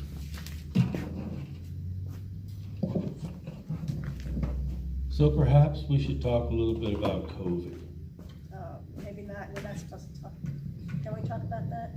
I don't know. What do you want to say? I want to say that the Idaho Southwest District Health bravely decided, after a stunning 4-3 vote to pull their COVID-19 shots from 30 locations where it provides healthcare services. Huge win, thank you, Idaho.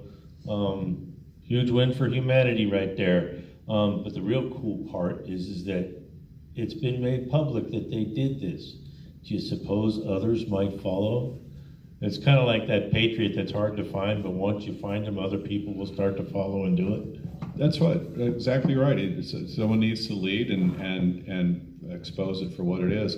It's like I told you guys, I testified a public comment at a Virginia Senate hearing on Tuesday this week, the Pandemic Preparedness Subcommittee, where they had hired a consultant. I don't know how much they spent, I've got to find that out, but probably a lot of money. The consultant was called Tidal Basin, Tidalbasin, DC think tank, consultant, who analyzed all sorts of different aspects of the pandemic response in Virginia, and interviewed various stakeholders. One of the funny things about it was, of all the stakeholders that they listed in their initial survey, the one stakeholder that was missing, the public. So thank goodness the committee said, well, wait a minute, you got to include the public on this. So they put the survey out again. You guys remember I put it out to our membership to say, hey folks, go ahead and fill this thing out, get your voice in there. But yeah, so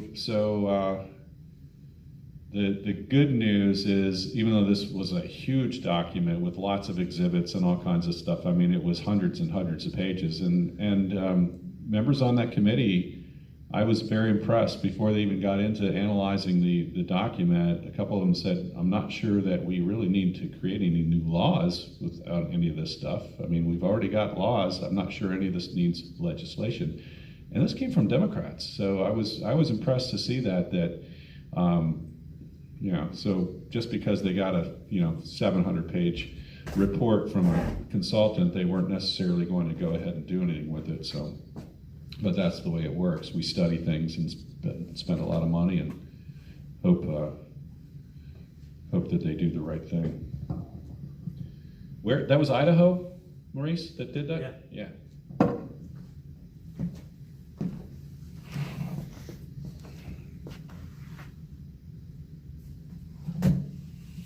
We're going to be fine.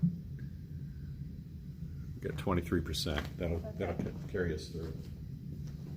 Dominic is probably going to be the next one calling, so we'll put his picture up. I'll put a waving flag. Let's do that. Drinking my water. Yeah, if they're not calling now, they're gonna wait. Yeah, they're gonna.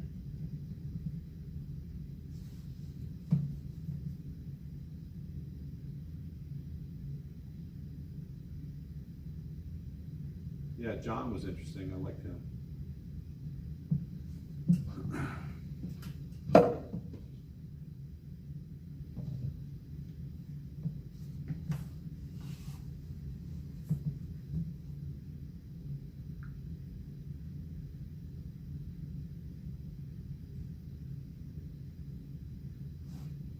Yeah, Dominic's probably going to be the next one that calls in, so that's why we have his picture up there. Yeah. So, let me see where I was with this article. It's so hard to read, it's so small, and if you make it bigger, then you can't see it all. All right, so Joe Biden's foolish, stupid, and heartless comments about the supporters of Donald Trump as garbage is one for the history books and will shortly become enshrined in Democratic lore as the reason why they lost to such an obviously inferior candidate. And they may be right. It's already become a tired cliche that his gaffe is the equivalent to Hillary's infamous deplorables slur. And they may be right. Of course, slow-thinking left-wing careerists like Nancy Pelosi will say the reason why Kamala lost is because she didn't drill down hard enough on collectivism, that she should have gone full nanny start. And no, they won't be right. The closest this country has ever come to full-on socialism was during the New Deal, when the federal government actually got into regulating baby diapers. Talk about a nanny state. But the foolish Democrats look for any excuse every 4 years when they lose, and they have been doing so since 1968. Vice President Hubert Humphrey supposedly lost because, He was never going to beat Nixon. because of Richard Nixon's secret plan to end the Vietnam War, and not because the incumbent Lyndon Johnson had so screwed up the country.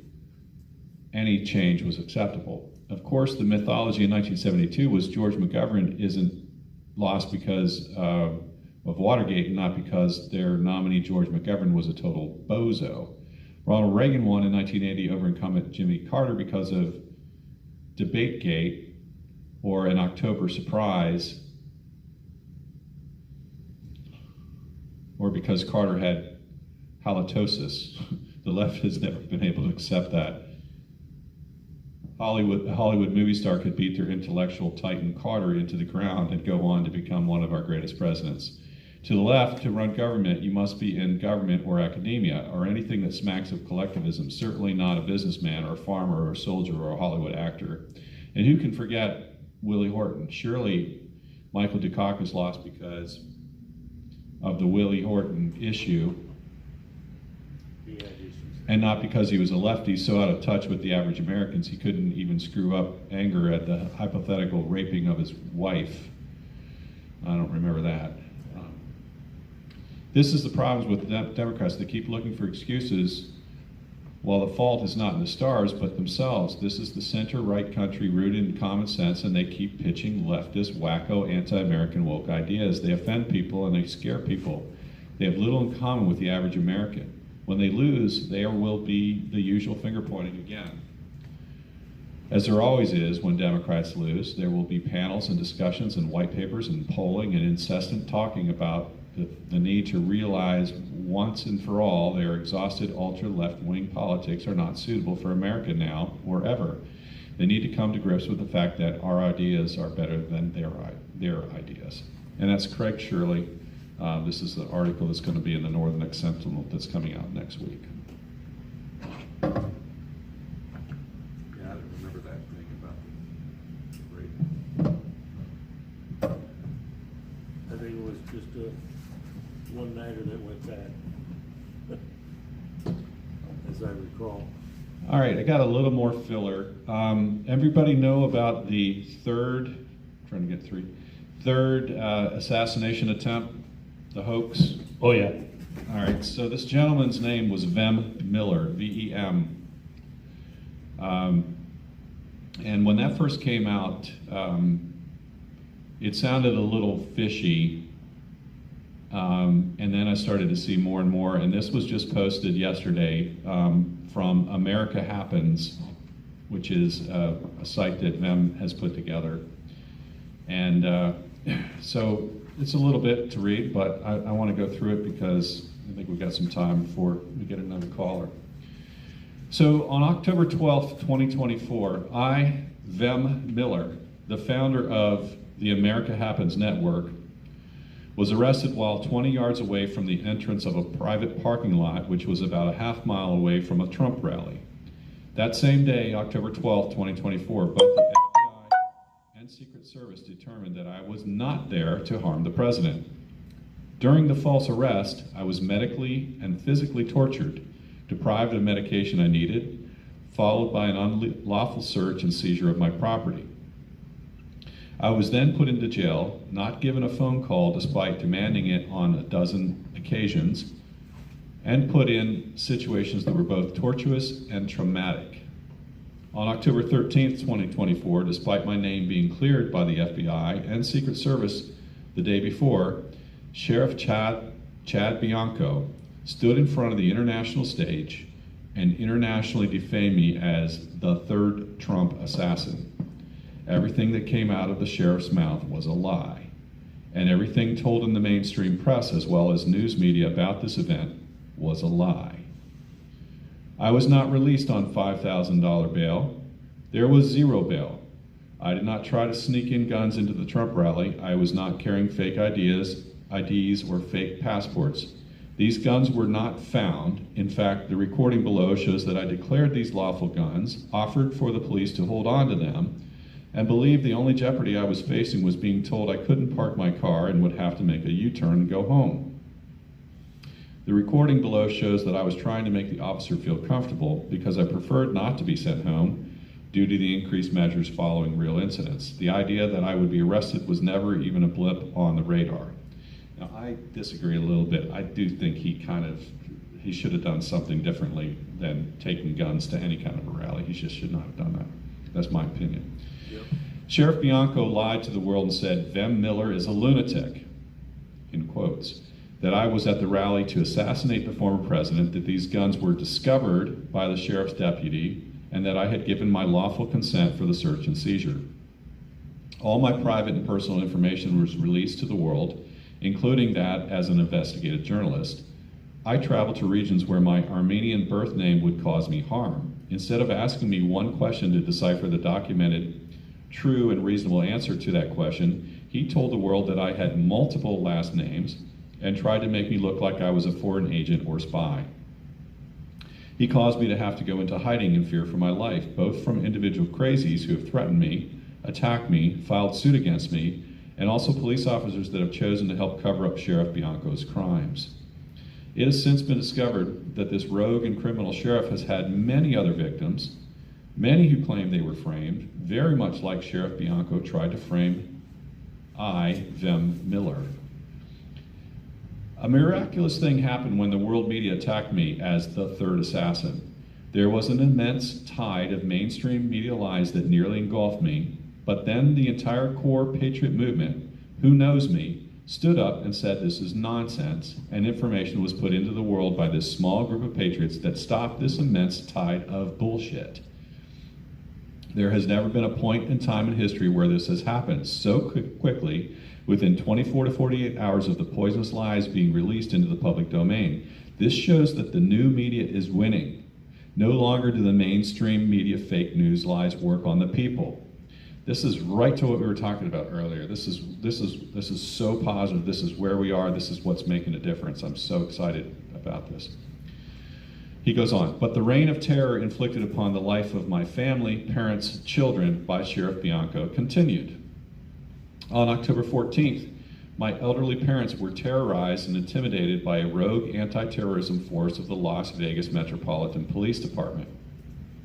Then my parents were told they were being evicted with a 5-day eviction notice due to these events.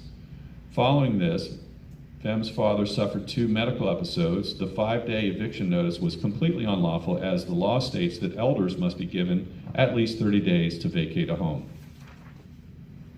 Until today, Sheriff Bianco is lying to the media, now blaming his lies on influencers, who he stated are to blame for the defamation of Vem Miller and his family name that spread across the entire globe. These influencers are now binding together to file a class action lawsuit against the lies and defamation of this rogue and criminal sheriff.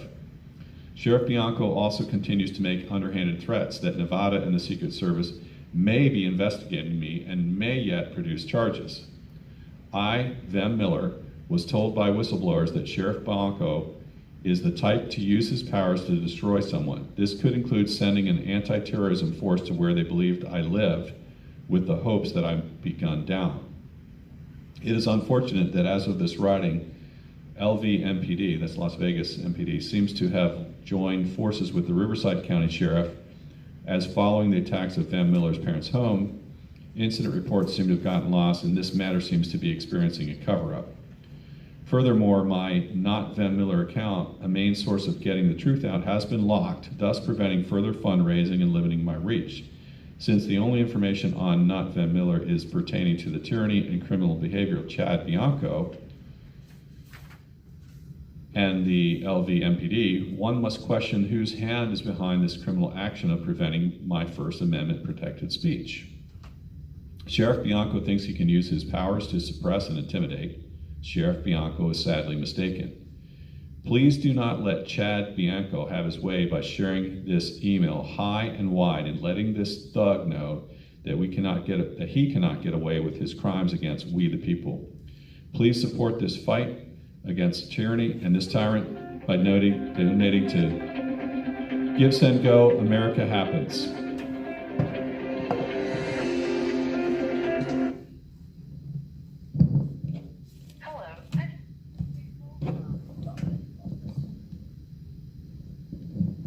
An inmate at the Washington, D.C. Central Detention Facility. To accept this call, press 0. Your current balance is $45.48. This call is from a correction facility and is subject to monitoring and recording. Thank you for using Global Tel-Link.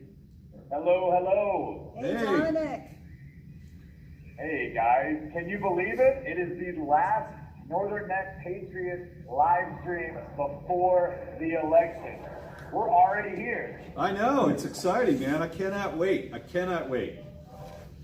It is some seriously exciting stuff, and guys, I remember Dan Kabbalah and I were talking about this earlier. I remember sitting down at a table about 11 months ago, I guess about 11 months ago with our buddy Chris Flaglin, making a calendar, counting down the exact number of days until we would be to this week that we're in now.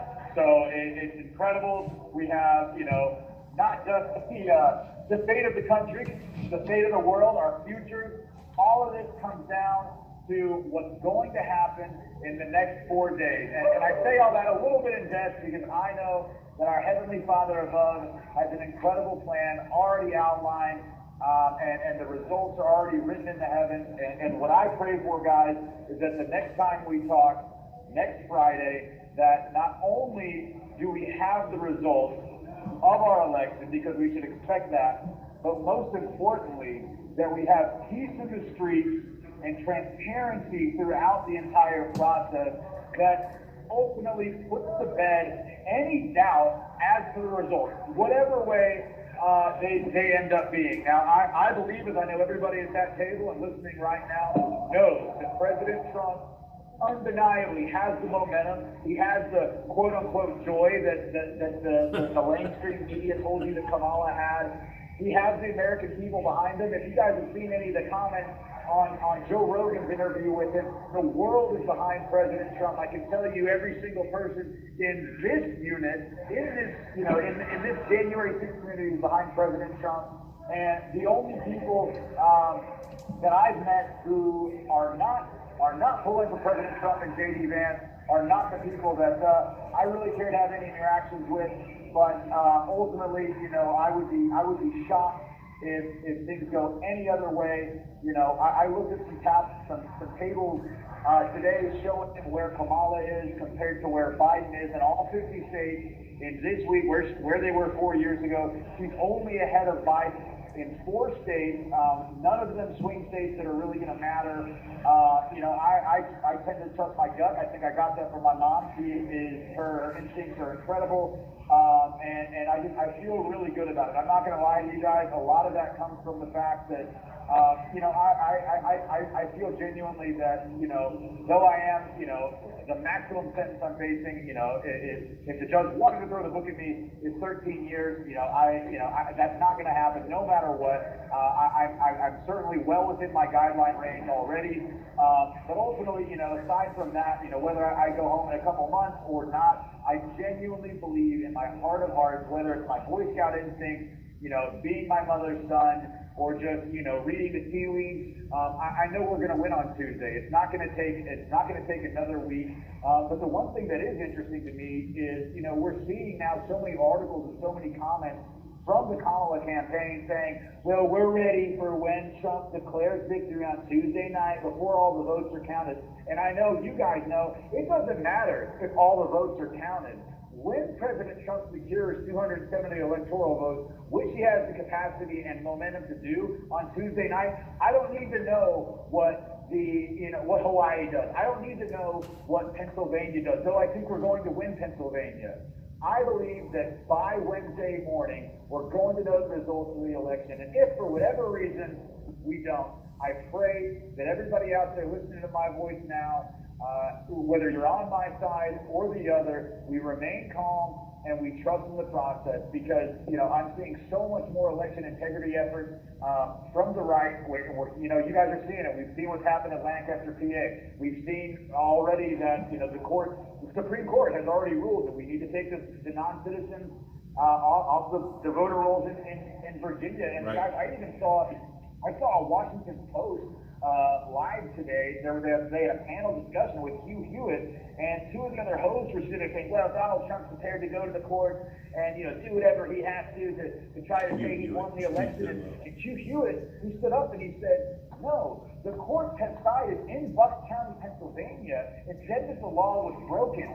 So the election day, the early voting will continue for 3 more days. And the Supreme Court ruled in Governor Youngkin's favor. So yes, the Republicans are using the court, but it's proving that the law is being broken. And so I hate to even imagine for a moment that we have anything other than a clean election process in this country. What I am excited to see is that there are people are out watching like never before, and that we're getting the results we need in the courts. And I don't think it's going to have to go to the court. I was 9 years old during the Bush-Gore election, but from what I hear, things got a little hectic for a couple of days. But I'm one of those, I'm not going to say the few in here, but I genuinely believe things are too big to rig. We're going to have an overwhelming victory next Tuesday. We're going to win states that nobody thinks are in play, and we're going to have a result on Tuesday night. And before I stop this little rant, I want to let you guys know that despite rumors circulating on various right-wing websites right now, the January 6th defendants in the January 6th unit here at the DC jail were allowed to vote in person yesterday on Halloween. It was a spooky situation because they did try to make things difficult for us. They came in Tuesday. They registered certain people that were not registered to vote. And then they actually brought in ballots yesterday morning to 5 individuals, but nobody else who was interestingly enough, the people who registered on Tuesday got their absentee ballots, and then the remainder of us did not get ballots. But we kind of raised hell and said, hey, I've been registered for almost a year now. There's other individuals here who've been here longer than me that are also registered. We didn't get our ballots, and we raised enough of a stink that the ERT team actually came in and escorted us down to the other side of the jail. And I'm proud to say the men in here have their I voted in DC stickers. And whether or not we turn the swamp red, I can tell you that President Trump has more votes than he had 4 years ago in DC, and that's because the state pictures here in the jail.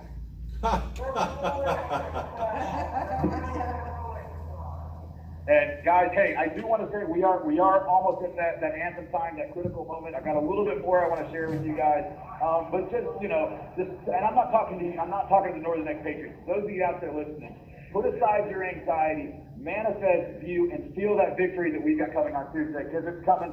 Sing the national anthem with us, and remember, we fight at the end, and we fight through the end, whether that's Tuesday, Wednesday, or any day coming forward. Here we go. Oh, say, can you see by the dawn's early light what so proudly we hail at the twilight's last gleaming, whose cross stripes and bright stars through the perilous fight o'er the ramparts we watch were so gallantly streaming, and the rocket's red glare, the bombs bursting in air, came through the night, and our flag was still there. Oh, say does that star-spangled banner yet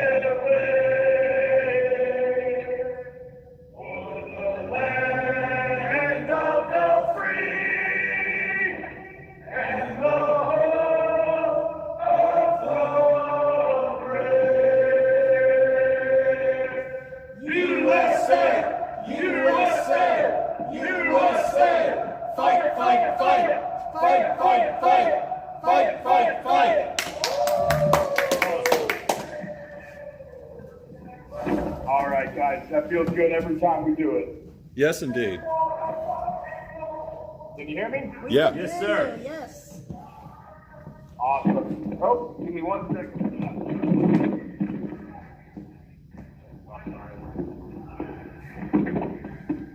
All right, guys. Sorry, I lost one little piece of my headphones here, but I'm still here. I did want to say a couple things real quick. To any of you guys that are out there in contact with my fellow J6ers that may be out in the BOP or in other units here in the jail, I did have some breaking news from my attorney. Give me 1 second.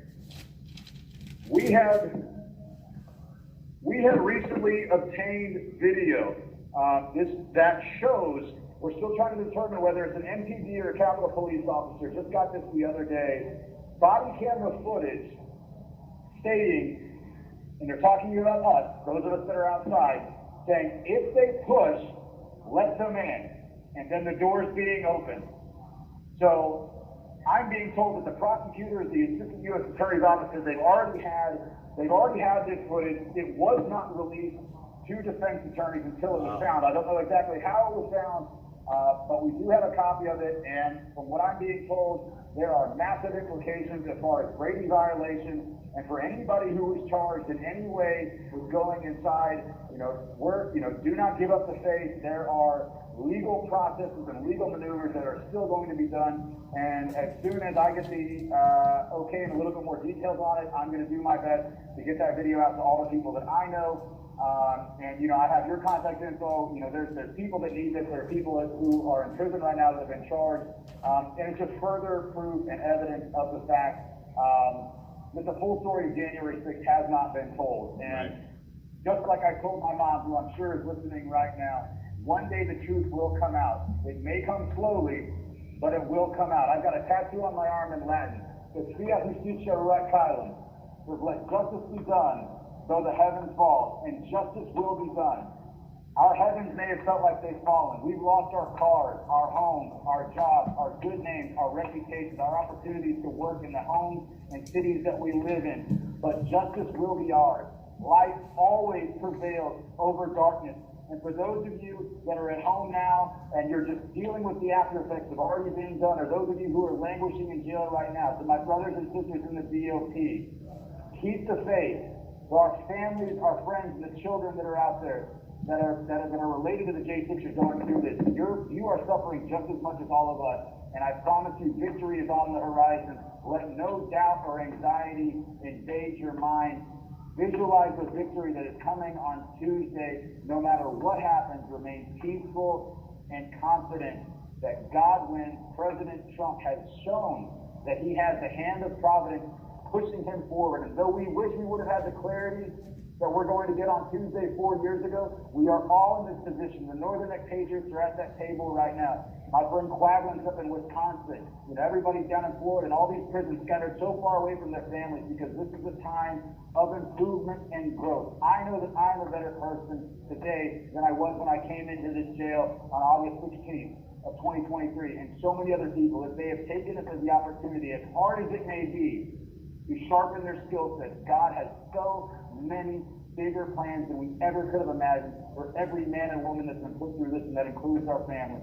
Guys, this actually, I had some other stuff I wanted to talk about, but I just want to put it out there. Let's get rid of the anxiety. Of course, we all want to know what's going to happen.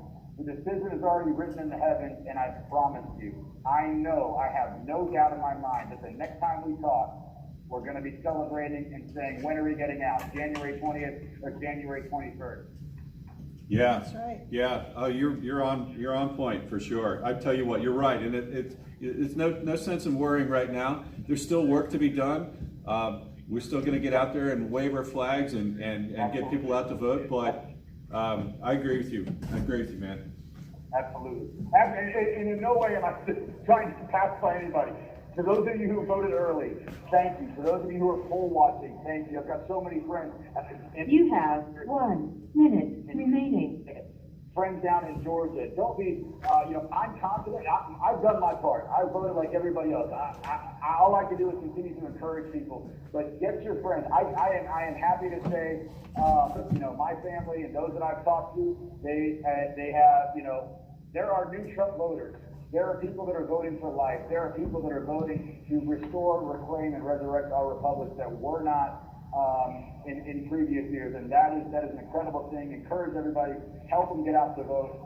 But guys, we're at that cutoff point. The next time I talk to you, I look forward to celebrating our victory with you. And just like tomorrow night, when my Arkansas Razorbacks beat the Ole Miss Rebels tomorrow afternoon, go Hogs. Dominic Xavier Box. Number 387-287-GiveSendGo.com. But free Dom J6. Please write letters, send your encouragement and support. I love you guys. God bless America. Hope Trump Rants 2024 save the cats and dogs. Save the cats and dogs. That's right. All right. Little Gracie. Amen. God bless you, Dom. God bless you guys. Good night. Thank you for using Global Towing. Save the cats and dogs. I want to get a last piece of good news that was shared with us here on the chat line. Ava points out that a couple of Nicks, Oaks and DiCarlo, will be released tonight or tomorrow. They both pled guilty to the 1512 charge, and today the judge approved their release. Who was that? A couple of guys with the same first name and different last names. Nick, the pronunciation seems like it's Ox and Nick DiCarlo. But yeah, they're getting out today or tomorrow because apparently, I'm guessing, Ava, you can tell me, that 1512 was their only charge. Could be. They're out. Nice. That's great. That's good. Okay, so we got that on the thing. How did that happen? All right, we got 3% left on our battery here, so I think I guess we need to sign out, folks. Happy Halloween, and Save yeah. the cats and dogs. Save the cats and dogs. That was great. Good vigil, everybody. I want to just call out Chris Ann Hall. I found her because she did a posting on X of the power of the purse. So you can go to chrisannhall.com and check it out. But this woman, her mission is really to educate us on our rights in the Constitution. A great place, great resource, chrisannhall.com. And everybody, thank you for tuning in on another Friday night here at Northern Neck. And like Dominic said, next time we tune in, hopefully we've got some really great news Yeah, to we'll be celebrate. wearing Trump gear. Exactly. All right, everybody. God bless. Good night.